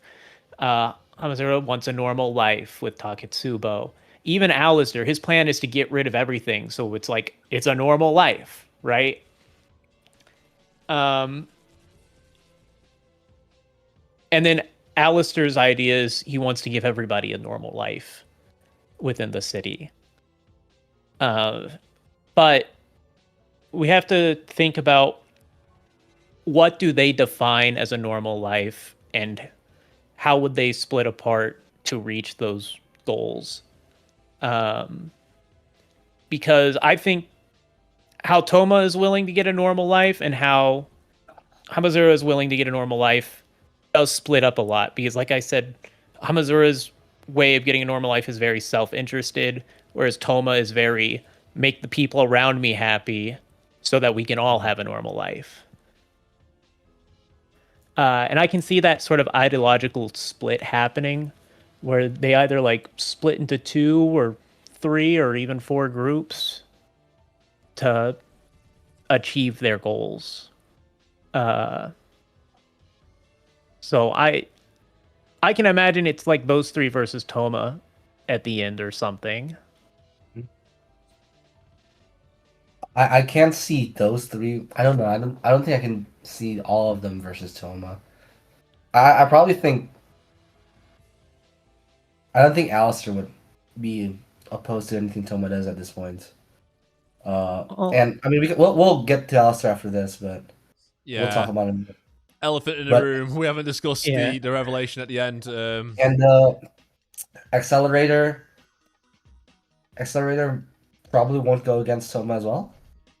I feel like Accelerator's in a spot where he's maybe arguably the most selfless, where he's just throwing out his quote-unquote normal life, and he wants a normal life for sure, but at this point he has to atone for everything he's done, and he wants to make sure that everyone in Academy City who he's potentially harmed in the past before, as an effect of what he's done, what he embodies for the city when he was the Insisters, what he enabled the scientists to do, right? He feels a lot of guilt about it. He wants to make sure that everyone is in a better spot than when he was doing fuck all in OT. And I think that's why I think Accelerator would not go against whatever Toma does, but probably would be in the supporting role, if you know what I mean. And I think unless Toma does something, I mean, Toma saved Anna Sprengel, and Accelerator was there to like still help him fight CRC, whatever, and he didn't do that much, right? So I feel like at that point, I don't see Accelerator being, a massive Toma opponent anymore. Yeah, well, for Alistair, like Alistair's idea of like a normal world has been like the pure world, right? Without magic or anything related to magic. So like espers would be gone, whatever. And I sort of disagree that Accelerator is like the most selfless. I think in some regards you could look at his current situation and say it's more selfish, and like he's handicapping the best interest of like the entire city for him to fulfill his punishment because of his guilt over the sisters. I would say that is a self-interest in punishing himself. Whereas like I think it's hard to argue he couldn't be doing more good outside of prison, right? But he's chosen to lock himself away purely for this punishment that he's given to himself. Because I don't think like anybody that we know in the story would have been like, oh, Accelerator, now that everything's calmed down, you need to go to jail. I don't imagine Toma telling Accelerator to like go to jail for what he did as his like redemption. And I want to say that's what I really like about this franchise as well. They really blur the lines between selfish and selfless, right? You can have, I think this case along with Antina and Toma, you can make the case for both. You can say there's a bit of this, there's a bit of that, and I think you're right. I think what I will say though is at this point, with Karanzan in the city and how the city is, like, I think Accelerator not going out of prison is not really a selfish slash selfless type of thing anymore. It's more like Kamachi being too adamant about Accelerator staying in prison. Because to me, if you're Accelerator, you have his brain. You're smart enough to know, like, shit, I gotta get out of here. I gotta actually do some stuff, And I think that's yeah. I don't. It definitely feels like Accelerator should just be out at this point. Is like actually try fight Karanzan physically instead of sending lightning to her, which XL probably knew would have done nothing, right? Mm-hmm. So I see the selfish, selfless stuff, but at this point I think Kamachi just like didn't. I don't know why Kamachi doesn't want Accelerator to come out. I think it's like a narrative flaw at this point. I don't think it's narrative. I think it's more of a philosophical ideal of like the way I think it's like an argument of wisdom versus intelligence, right? Like you can meet the smartest guy in the world, but sometimes the smartest people are like the least wise. And I think Accelerator's sort of going through that, like, yes, this would be the smartest thing, but philosophically, I should be in prison for the crimes I've committed, and just because it's convenient for certain situations doesn't mean I should be let out purely because he has both. He's committed the crime, but he also has the authority to override the crime, which is historically the worst thing anybody could have, because you get to find yourself innocent, right? You're the judge, jury, and executioner. Mm-hmm.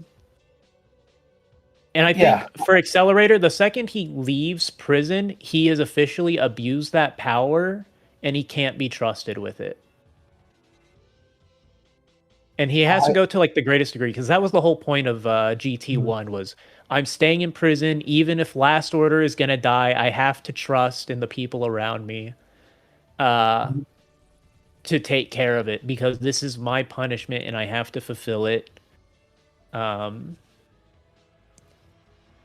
And that's sort of like, it's sort of what we established. And if he just left prison willy-nilly because any reason, we've completely negated the point of GT1 for his story arc.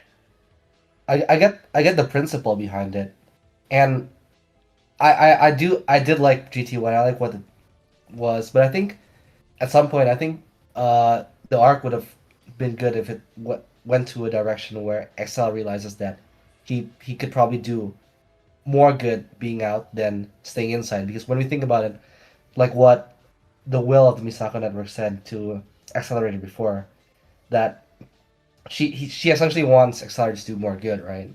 And I think I think you're more right about him being selfish and just staying inside and being how he thinks he can do as much good inside than he can outside, when in reality he could probably do much more good outside. And I think in this situation though, like principle versus practicality, right? You mentioned how he might have all the intelligence in the world but not the wisdom, right? And I get that, but I just can't get over the practicality of him at least, doing something outside, making more of an impact. And it's a hard one to try and dissect how I feel about it. But I yeah, mean, like, I'm to definitely leaning me, more towards the practical direction over the principle. I sort of imagine, like, what if you had a guy who was smart enough to cure cancer in real life? Like, he's a genius scientist and he could cure cancer right now. He has that ability. He's working on it. And then you take that guy and he just murders a homeless guy, right? Like the bottom rung, it's a druggie. Right. He's not going to offer anything to society. So But he goes and we kills know him. But there's now, something to that. do not just like, do we imprison the guy he's gonna cure cancer? He's really smart. Is it right for us to release him from prison for killing somebody who was like way down on the totem pole, like wasn't gonna offer anything to society? Do we just say, okay, well he did that, so he gets to go free now? Because he's more useful to us as for society, so he gets to kill the homeless guy. I think we can't, like, I think on like a base level everybody knows, like, no, that's wrong. You really can't just let him go around killing people because they're like beneath him and he offers more to society. Yeah, but I don't necessarily think it's the same scenario here because I don't think Excel would. Well, he would never do that again, with how he's feeling, obviously. And I think it's kind of the Well, I mean, situation where this doctor, he wouldn't kill anybody after he killed the homeless guy. Do we let him out? well, he killed the guy after he went out. Excel wouldn't kill anybody. No, he after didn't goes like kill out. him after he went out. No, he's in prison for killing the homeless guy. So So you have the I guess guy. here's the difference. Here's the difference. We have Mhm. we have more information than Excel, and we know about this psychopath cure cancer guy, right? Like obviously and of course Excel knows himself most of all. He has the authority. The killer obviously would, if he had the authority, he would break himself out as well. Yeah, but Yeah, but is that right for him yeah, to do that but with the authority? it is definitely a rough question to fully answer. But the way I see about it is, I think a lot of what Index is trying to say is, well, we know how Index blurs the line between morality. We know how it's done. We know how a lot of characters they have their own ways of redeeming themselves for sure. I just feel like the way that Excel can do much more good outside, and of course the way Excel, it feels like his prison punishment isn't actually a real punishment to me. A lot of, well, I mentioned it before how he could do more good outside, and we know that he's not gonna abuse the power anyways, right? I mean, he knows he's not gonna abuse the power. He's abuse the power, Mhm. and even if it'll be a different scenario if someone else has the authority to break him out of prison, and in that scenario it would be a completely different argument. But when you're the one in control, you know what you're doing. You know that you're not gonna commit the same atrocities you did before. You know what you're doing probably would have more of an impact. I think it's fine. And the issue with the issue with the cancer, the cancer cure, I think it's a completely different argument from this one, to be honest. Well, I think like if you want to look at it like that, is him knowing that he could be doing more good on the outside, isn't that in and of itself a form of punishment? Like he's suffering in prison knowing he could do more outside, but he has to do his time. Like you do the crime, you do the time. I think a Hmm. that's a philosophical principle that most people would agree with. And I think that's what Accelerator would agree with. And you don't just like do the crime, do the time, unless, and I don't think to Accelerator there is that unless. Well, it's like do the crime, do the time, but everyone dies and no one has a no one you failed your goal, you get punished for your own principles and you die by it as well. So But that's why he trusts in like Toma and everybody else to keep things safe. Like that was the whole point of the test at the beginning was will they save Last Order, because like he trusted them that much to do it. So he knows he can fulfill his punishment and trust in them to keep the world safe in his stead. yeah, and to me, we see Toma's about to like Toma's at 1 HP, everyone's at 1 HP, so yeah. And I mean, sending lightning's not really effective, so yeah. Well, to be fair, he's in a state that we don't know because he sort of just got one tapped. So I don't think him being there may have even made a difference. Of course. Stands. I think, yeah, it wouldn't have made a difference. I can say that for sure. Like they would have still lost, but it would have been more of a. I would say it would have been a greater effect for sure. And yeah, Excel, I think Excel would want to be in prison for life to answer Nico. Yeah, that's his intention. Yeah, to the Yeah. commenter or the chatter. Yeah. That's It's- 100% his intent. What, it's like 1,000 years. He got like a year for each clone or something. Yeah. Which he was upset about because he was like, their lives are only worth 1 year. Yeah, and again, I think the series has done enough like moral relativity to like justify either or, but I still would have preferred the practical route here. Yeah. Well, I don't. We've been on this topic for a while now. Yeah. Aeon. What do you think, Aeon? I think we should talk about Alistair being the fourth hero. Yeah. So Mm? You want to start, Malcolm or Aeon? I've already done a video on it. Like, I've done a half an hour long video. I don't mind, obviously, reiterating my points. But I'm curious to hear what you guys think. So, Malcolm? To me, it's sort of the same type of heroism as not like 1-to-1, but it's a similar path to Accelerator, where you're the villain for so long, and now you're the hero. You're becoming the hero, which I think is part of the intention because like Accelerator's now the head of Academy City, which he took from Alistair, and it was meant to be like a parallel. And that way, I think it sort of runs parallel with Accelerator, and it's just an interesting twist, I think, because like, say you travel back in time and OT just ended. Would you believe in 100 years somebody's like, oh yeah, and then Alistair's gonna be the fourth hero? Nah, you wouldn't believe that. You'd be like, that dude just cut off Fiyama's arm. He's evil. I don't know, it's hard to say until like the next book. I feel like a lot of my like thoughts regarding it are gonna depend on what happens in the next book. Because it really was just Alistair, you're the hero now, bookends.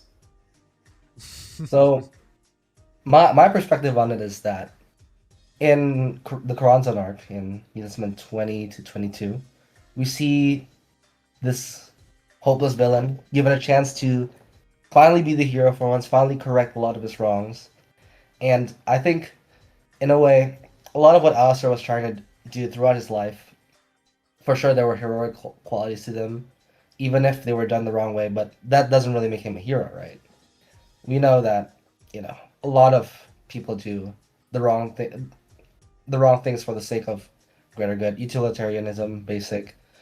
But I think I will list out my thoughts based off of a tweet I saw Aeon make with, I think Calum it was, right?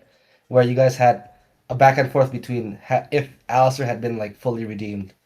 And I think to answer my question on what I really think about everything, we'll go through there. Like the question if Alistair has really been redeemed, like does it make him quote unquote a hero? So we'll see it. We can say like has he actually been fully redeemed, right? So the way I see it is, I think although Alistair did some heroic things during Karanzan, I don't think he qualifies as a hero. And I'm saying this as a D1 Alistair Glazer. Alistair's my favorite character of all time. So I would say I don't think Alistair can be fully a hero, but he can be put in the shoes of hero because I don't think he's fully been redeemed. If we go through everything that he's done, we know that he finally did heroic things in Karanzan. We know that he regained a lot of stuff. We know he got pardoned by Britain, a country where he was alienated and he felt ostracized by, and in a way that is a form of redemption for sure. But let's just dissect it. In the first place, Britain wouldn't have had to deal with Karanzan if Alistair didn't exist, right? So in a way, Alistair was cleaning up for his own mess over there. So that kind of takes credits away from him already. A lot. Again, Alistair's done too many horrific things to count. Does it cancel each other out? He saved the world once, yes, but he saved it in an event that he indirectly caused by himself. And then when you think about it, has Alistair been redeemed in a way where his methods have changed? And to that, I would also say no. Although, for sure, Alistair now sees Toma as more than just a tool, more than just a pawn, maybe closer to a dear friend or a family member even. But when we read his methodology in GT5, if you were to help Toma, he said that he wouldn't mind burying everyone involved under, regardless if they were part of the good or part of the bad. So in that scenario, to end the ongoing fight during GT5, he would have probably ended up like burying Kuroko as well, killing a lot of innocents as well, and that's where Toma says, "I can't agree with the way you do things, Alistair."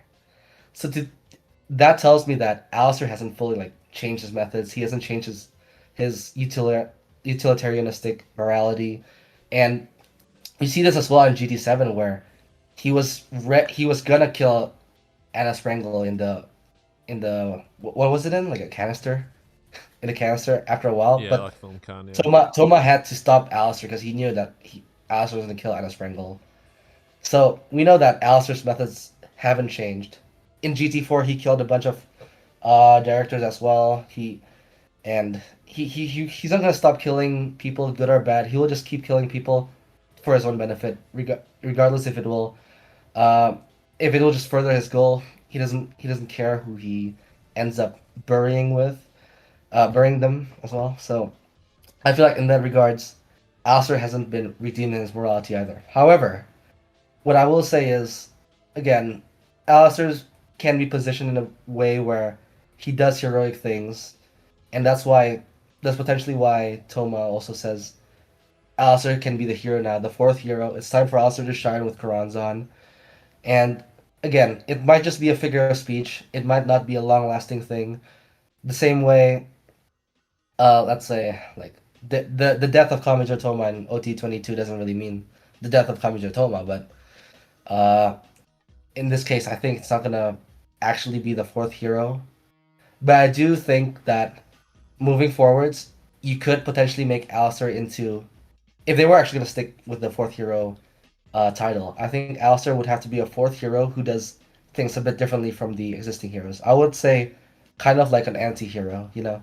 Are you familiar with like Red Hood? So Yeah. I would say maybe a fourth hero in that direction. But yeah, so I would say fourth hero, quote unquote anti-hero is where I think I envision Alistair would be going. I wouldn't want Alistair to have the same moral compass as Toma. I would want Alistair to actually like Glock a few people, make sure they never come back, you know, bury people alive, whatever, and be in an anti-hero-ish fashion, you know. So that's where I'm at. I think he hasn't been fully redeemed, but he can be an anti-hero potentially.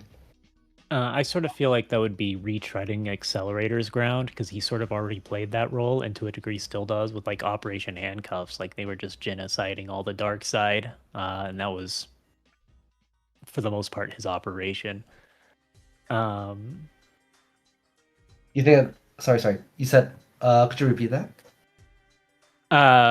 so like I feel like it sort of retreads the ground with Accelerator with the anti-hero stuff because Accelerator was already willing to like, bury people and like even now like up to the point with like Operation Handcuffs, like you sort of like genocided all the bad part, like bads of the dark side, and that was largely his operation.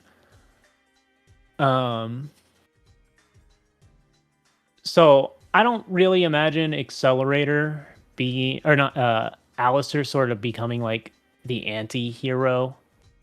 And to a degree, I feel like Alistair already saw himself before a certain point as an anti-hero because like I think if you went back and asked Alistair like if he's the villain, like part of his whole description was like he looked both male and female, like an angel and a devil or whatever. I think Alistair sort of viewed himself still as like being ultimately for what was good. Like his idea of the pure world was this is the good ending. I am actually the good guy. Like I think historically, if you ask most bad guys, like who we view as bad guys now, if they were a bad guy, they'd be like, nah, I'm the good guy. Because most people view themselves as the heroes of their story, right? Yeah. Um, So I I'm think gonna. Alistair, to that degree, I don't think he would have viewed himself fully as a villain, or necessarily a hero, but I think he was willing to do villainous things for what he felt was, the good ending. Can I chime in? Okay. So, Yeah. Yeah. So, a hero like we view heroes as like superheroes that we see on TV, and obviously Index is somewhat inspired by that, but our idea of a hero is almost like a Superman. Someone who is pretty much completely benevolent unless you're playing injustice or you find yourself an evil version of Superman, but representing absolute good, selfless, etc. But over the course of history, heroes throughout mythology, history, one person's hero is another person's villain, and this is what I said in. I think I touched upon it in my video. I didn't explore it in as great a depth as I could have done. For example, you got Stalin. Stalin is regarded as one of the worst dictators of the 20th century. Killed millions, famine, gulags, etc. Persecution, and yet a lot of Russians regard him as a hero to this day. Why is that? Because in the Great Patriotic War, Nazi Germany were going to exterminate basically the Slavic race as laid out in Mein Kampf, Lebensraum, etc., living space in the East, and the civilian casualties were horrendous. And Stalin, like him or not, saved them in a way. I mean, obviously it was his military rather than him, but he was the leader at the time and he represents the country. So my point is, a hero doesn't necessarily mean someone who is a saint. I mean, it's evident with the heroes we've got in Index. We've slowly seen Terma become more selfish, sacrificing the entire happiness of the entire world of 6 billion people, and then abandoning Anna Kingsford and Johan to the depths of literal hell, and not even trying to attempt to save them. And you've got Accelerator, murdered the sisters. Has he been fully redeemed yet? If you killed 10,000 people, if you spent a few volumes of time in a prison cell, would you be considered redeemed? I mean, Accelerator, at the end of the day, is lucky he's not been executed, to be honest. And you got Hamazura, someone who's killed people. And he's willing to destroy the entire country. For what? For selfish reasons. And then instigate World War IV if he collaborated with Kronzon. And it's not the first time he's collaborated with Kronzon either. He was literally working alongside her while she was trying to destroy literally everything. And those are the baselines for the heroes we have in Index. And while Alistair has done horrific things, he's experimented on children. He has, facilitated the dark side. Helped cause World War III. Murdered people directly. But at the same time, he has been influenced by Terma to such a great extent during Genesis Testament. I feel like, I said this in my video, but I feel like at parts, yes, Alistair's methods differed from Terma's in Genesis Testament 5, but at the same time, I can't think or see that Terma's influenced Alistair to, be less selfish and prioritize his loved ones more than he's ever done so, and not view others as tools. And I feel like Alistair is the penultimate hero, because you guys say if he does get a full redemption, then he's too much like Accelerator. If Accelerator has had a true full redemption, but I was lied. I was said you don't possess any of the qualities of the three heroes in Old Testament 19, but that was a lie. He possesses all three qualities, and I was manipulating Alistair. And Genesis Testament is almost like Alistair accepting who he was to begin with, but because of his past, because of everything that happened to him, he went down a dark path and thought he was doing the right thing. But I feel like now this is where we get the true Alistair about what his true will actually is. So I'm gonna chime in and I'm gonna reply to Malcolm's stuff first. So you mentioned how GT3 Accelerator committed genocide, which I don't think is true either, because the plan for us for Accelerator over there was to rehabilitate all of the people in Operations Handcuffs, which Accelerator mentioned that he would have a fund set up, like a monetary financial fund, to essentially rehabilitate everyone there. They have enough money to make sure that they have all the living expenses to rehabilitate everyone, and that the main reason why everyone kept dying was the coin of Ria Nicholas, which was introduced by Anna Sprengel.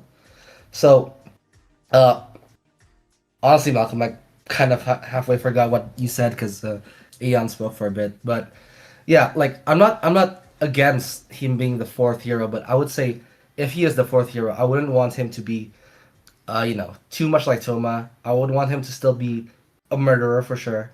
I still want him to be more hardcore, a bit more, a bit more utilitarian than the other heroes, which I think is quite fair, and I understand what you mean by the hero as well. Obviously, he has heroic qualities, and I agree with what you said about Awas mentioning to Awas lying to Alistair. Like he demonstrated all of the three qualities Awas mentioned during the Corazon arc for sure. So yeah, I mean, I I see I see what you mean, and I think if he were to be a villain still, I would still say that he can't be too much influenced by Toma. He still has to have a middle ground where he's still true to what he used to do as well. That's where I'm at. Yeah, I just feel like the other two, Hamazura and Al- yeah, Accelerator, already still sort of fulfill that in that they're not really on the same noble like wavelength of justice as Toma. Like I think they all have their different ideas of justice, Yeah, and I of think course.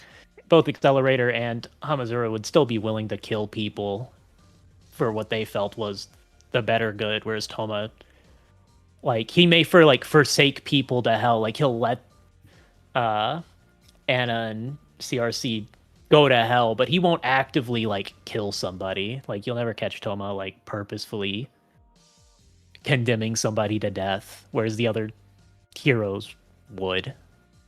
Yep. Well, we'll have to see where this goes. I definitely want more like solo Alistair storylines as well. I think that'd be really fun. And I Oh think yeah. if they ever do that, we need to go more into like the cult like the occult magic stuff, like Accelerator going to Alistair going to Germany or something like that. Some arc like that where he can pop off. So I'm Well, kind of I got it. excited for it as a lead. Alistair as a lead. Yeah. That'd be sick. May happen soon, at Happen. least for Hopefully, Germany. hopefully. I'm praying for that, but yeah. So yeah, I think yeah. What I will say though is, um, Alistair hasn't had that much of a good showing in GT. I think. What do you think, Aeon? What about Alistair's overall in So GT or what? I wouldn't say like I would say a character could be in character, like it would make sense why he's doing what he's doing, but like narratively, it might seem a bit like overdone or underwhelming. And at this point, I feel like the Alistair we have in GT, where he's mainly on the sidelines, he cries a lot more, and like we get it, like that's his character he's in character for sure. But however, when it's done like numerous times throughout numerous volumes with, I mean, GT9 was the exception for sure, but he's more on the sidelines. I think it's the way he was portrayed could have been done better. I think. No, I think Alice is one of the best things about GT. I feel like, So? yeah. Well, I mean, we had Alice in the background for all of Old Testament, and Mhm. rarely showed up in New Testament until the last few Yeah. arcs, where he's I mean, I don't became have an one of the issue main with him leads. from, yeah. My main issue stems from like volumes like GT 9, 11, 12. I think that's where he felt like the most like when he cried in GT, that was one of the best moments in GT7. Sorry, when he cried the first time in GT7, that was one of the best moments for sure. But when you have him crying over and over and over again throughout multiple volumes, I wish they would just like stick to doing it once, and then the effect of it happening once would have been more impactful, if you know what I mean. Yeah, I suppose. I don't know. I feel like Yeah, he has to come to terms with the fact that he can't control Toma anymore. Toma is a free agent. He's adjusting to the world. Yeah. Where he That has was no definitely influence anymore. when that happened in When he killed all GT7. Like those I was people. super surprised actually. But I was that was my favorite moment from Genesis Testament 7 for sure. I've liked Alistair in GT so far. I've liked how Kamachi's handled him personally. Yeah. I think Index needs Alistair. I know he could have just put the nail in the coffin for good at the end of New Testament, but I'm glad Alistair's still here just because he's a favourite and Shura has great taste, having Alistair as a favourite as well. So, yeah. Do you guys want to do Q&A? Oh, sorry, go on. Yeah, I was going to say one more thing. I wish you to explain more surrounding Alistair's soul entering Karanzan's body, because that never really got a proper explanation. Did it not? No. Right? Did it, Aeon? Yeah, his soul went into Karanzan's body, yeah. Yeah, but it never got like a real proper explanation of how that happened. Like the in and out of it. It did with the contract. Oh, okay. Was that in NT22? Yes, because when Alistair first summoned Karanzan in the Sahara Desert with Victor Neuberg, I think it is, Karanzan's non-physical essence, a soul form, is basically meant to go into your body. It's meant to possess you. But because that term, the contract term, didn't happen, but it was still lingering. So basically, the reverse happened where Alistair didn't have a soul in his body. Well, Alistair's soul went out of his body, and then Karanzan's physical body didn't have it anymore. So then it basically filled through that. That makes sense. Yeah. Yeah, sure. You can send me the scans later, maybe, and then we can. Yeah. I'm explaining it a bit bad here, but yeah, it's basically the reverse happened. The reverse of what's supposed to happen. Contract. Yeah. That's great. Okay. I guess we'll do Q&A. Cool. Yep. Yeah, guys, if you got any questions, send them in the chat, whether it's to me, Mal, Shiro, or all three of us. Let us know if you have any questions about Genesis Testament or anything else, as long as it's appropriate, of course. We'll give them a few minutes to send them in if you are still watching. But yeah, I am excited for GT14. I hope we do get a bit more with Karanzan as the main focus this time, rather than just at the end. Is there anything you guys would want to see in GT14 in particular? I just want some proper closure, like for the arc at least. I would just want all right, Bridge Builder Cabal, the current Karanzan stuff, just we're done. Like full end here for this story arc. What is that? Full end, just this story arc's done. We can go and open up with a fun slice of life story. See, one of the things I really like about the Academy and City Invasion arc is it starts off the first volume and half of it is just slice of life, sort of letting you relax and get into the mood of Academy City life before everything's upended. But it also sort of brought some levity after everything that happened in the previous books. And we just haven't gotten that yet so far. So I would just like to see some closure on this stuff so that we can sort of renew, get everything adjusted. Toma's got his classmates witnessed him using a Imagine Breaker, and they even questioned that. How's he punching those things? Yeah. And so I want to see him go back to class and that super chat's wild. What's going on? Ooh, what super chat? What super chat? Huh? Yo. What do you want super chat? Shiro Yakuza, man. What the hell are you saying, man? It's crazy. Shiro Yakuza as well, man. Bro. Cringe? Thank you. What do you mean cringe? I don't know. But calling an anime YouTuber hot? Cringe? I mean, Um, he has a point though, right? you're saying that because he's British and he has an accent. Oh, maybe. Hey, not maybe. too bad for a guy who hasn't done his hair and wearing a Yu-Gi-Oh hoodie. But thank you. He plays Yu-Gi-Oh. Cringe. No, I don't play Yu-Gi-Oh. Yu-Gi-Oh is a joke now. No, I do play it sometimes with my friends, but the new formats Awesome. suck. Yeah, but Malcolm, I would love an SOL arc, but I guess this time we're gonna work on rebuilding Academy City because like everything's in shambles now, right? Yeah, rebuilding it for like the third time Yeah. since. No more bridge got builders knocked cabal, out. bro. No more bridge builders cabal. Now it's city builders. Yeah, City Builders Cabal. Yeah, I would like that, but I will say Like- I would not want Karanzan to like die off next volume. I actually want Karanzan to be recurring. Yeah, I don't know. It's just we had a lot happen, and we have yet to like catch our breath with any of it. Yeah. So I just like we had slice of life technically in the last book where it was like everybody's getting ready for the funeral, but it was like it was a heavy atmosphere because it's all like, yeah, we're going to Toma's funeral, and you're sort of like holding your breath the entire time, saying like, how is Toma gonna come back? They just ripped out his organs.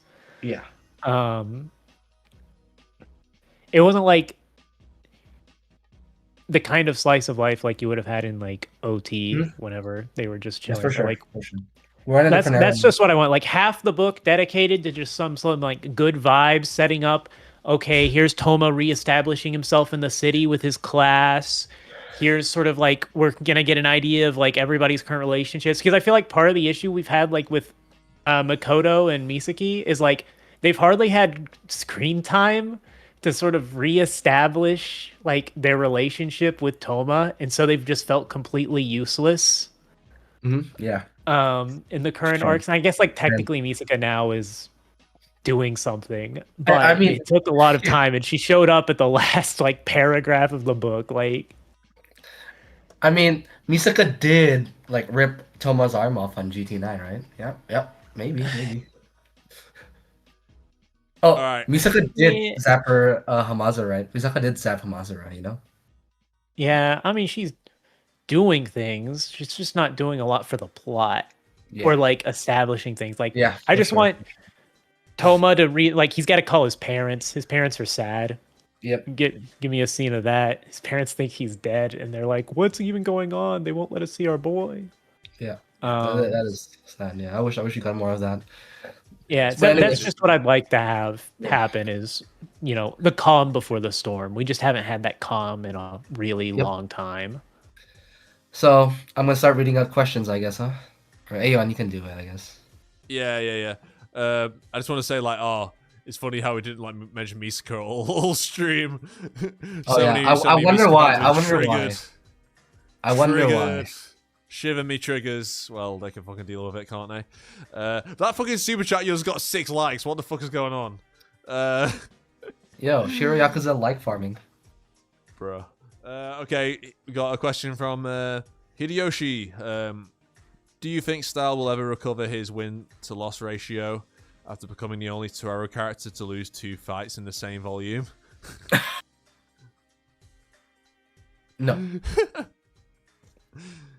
Steel is dead to me. Style I had a can't win see ratio. Style winning 2 fights in a row, not gonna lie, so probably not. How many fights has he actually won? Like, I guess there was the Style SS.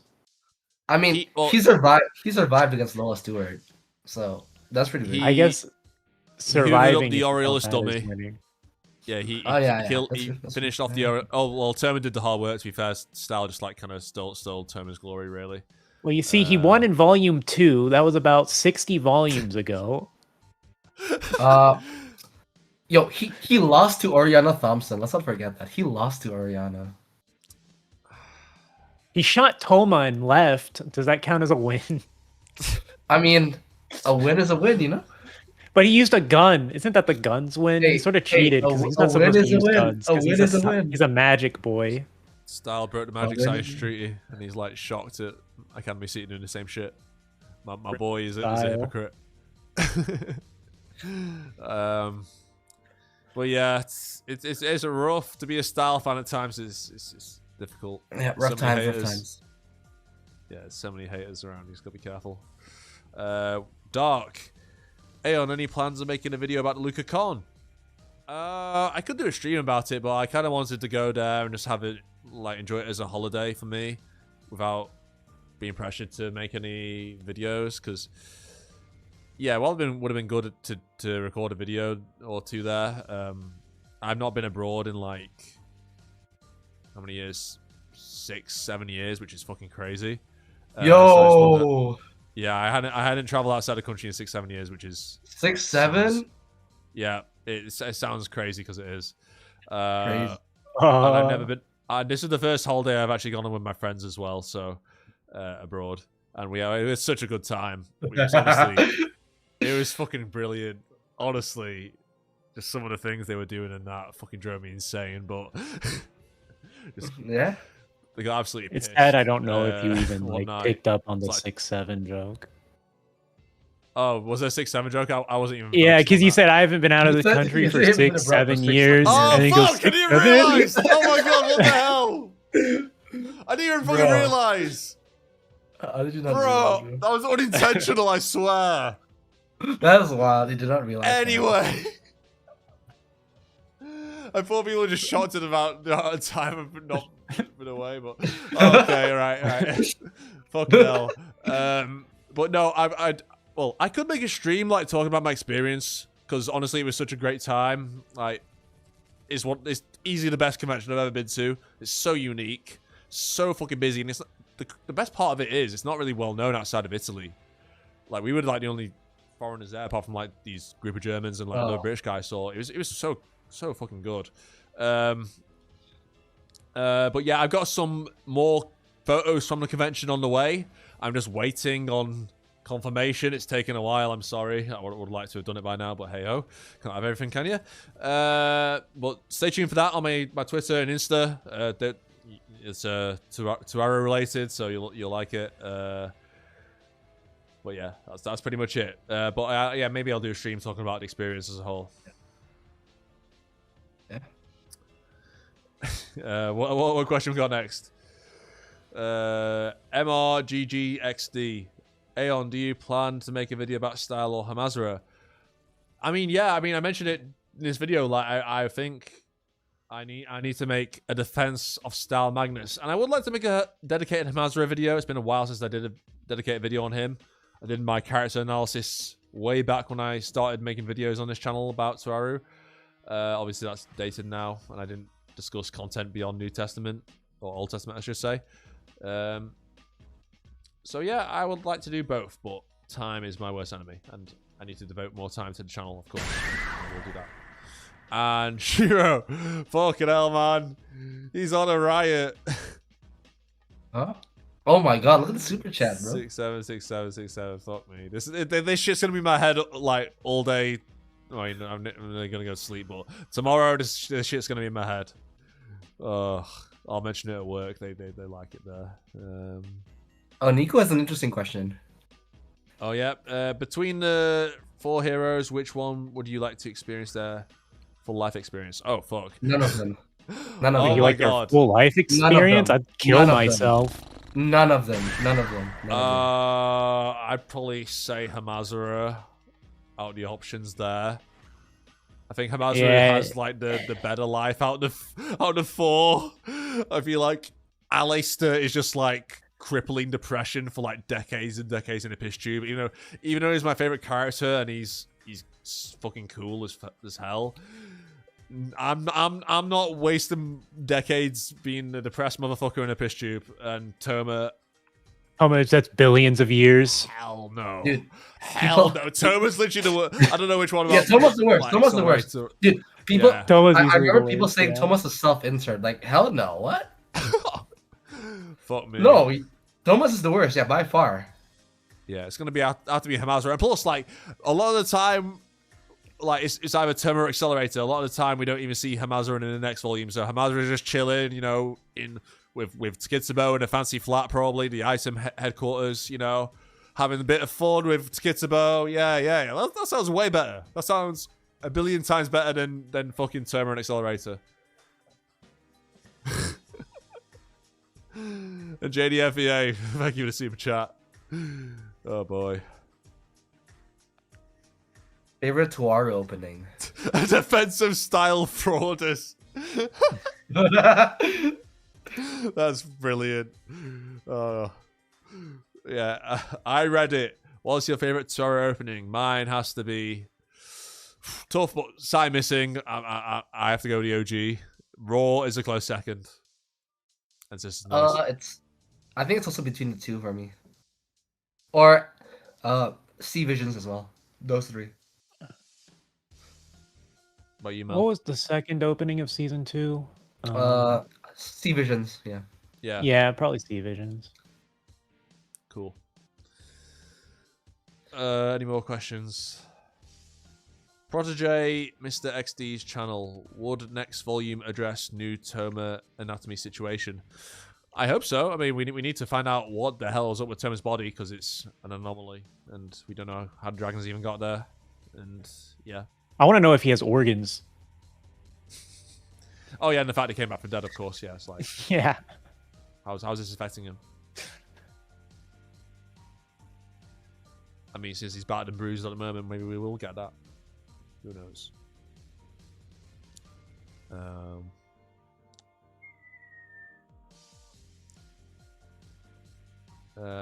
Dark, can we talk about Index Season 1 endings need to be brought back? Yes, well, we need Iku back. She is a great singer, and her vibe is like perfect for Index endings. It's very what's it called? I don't know. Gives you the feels. Makes you feel things. Hideyoshi, who is the biggest Toaru fraud? Terror, Iwaz, or Style? And his Shiro's going off on one. The biggest fraud. I mean, Terror wasn't around long enough to be the biggest fraud. He had his moment, I guess. I'd probably say Iwaz. Iwaz been, considering Iwaz is meant to be this all-powerful being, like Iwaz has been a huge fraud. Like, okay, Style's a competent magician, but he's not meant to be, you know, the best. So I'd say Iwaz. Iwaz is fucking fraud. Iwaz needs to do something cool. Yeah. Shiro. Idle Accelerator versus Alex the Rat Battle. Who you got? I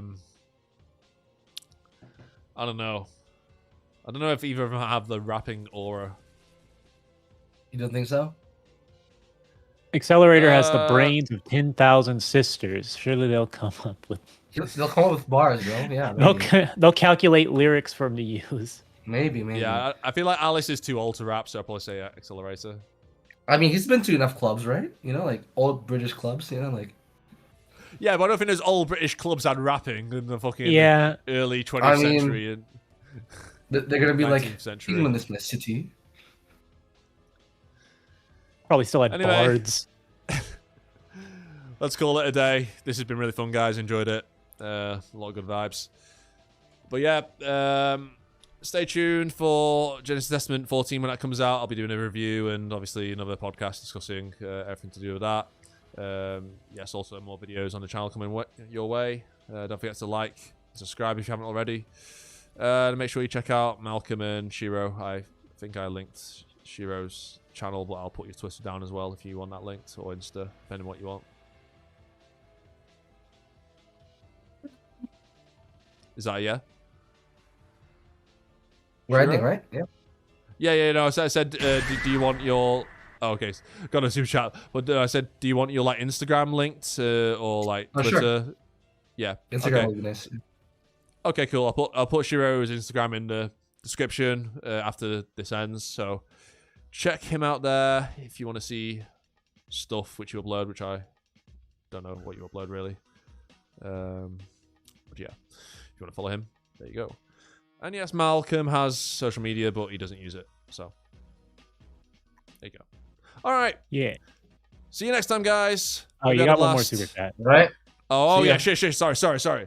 Got fucking Darth Vader. You fucking choke me if I don't fucking read that out. Yes, Darth Vader, you can have a shout out.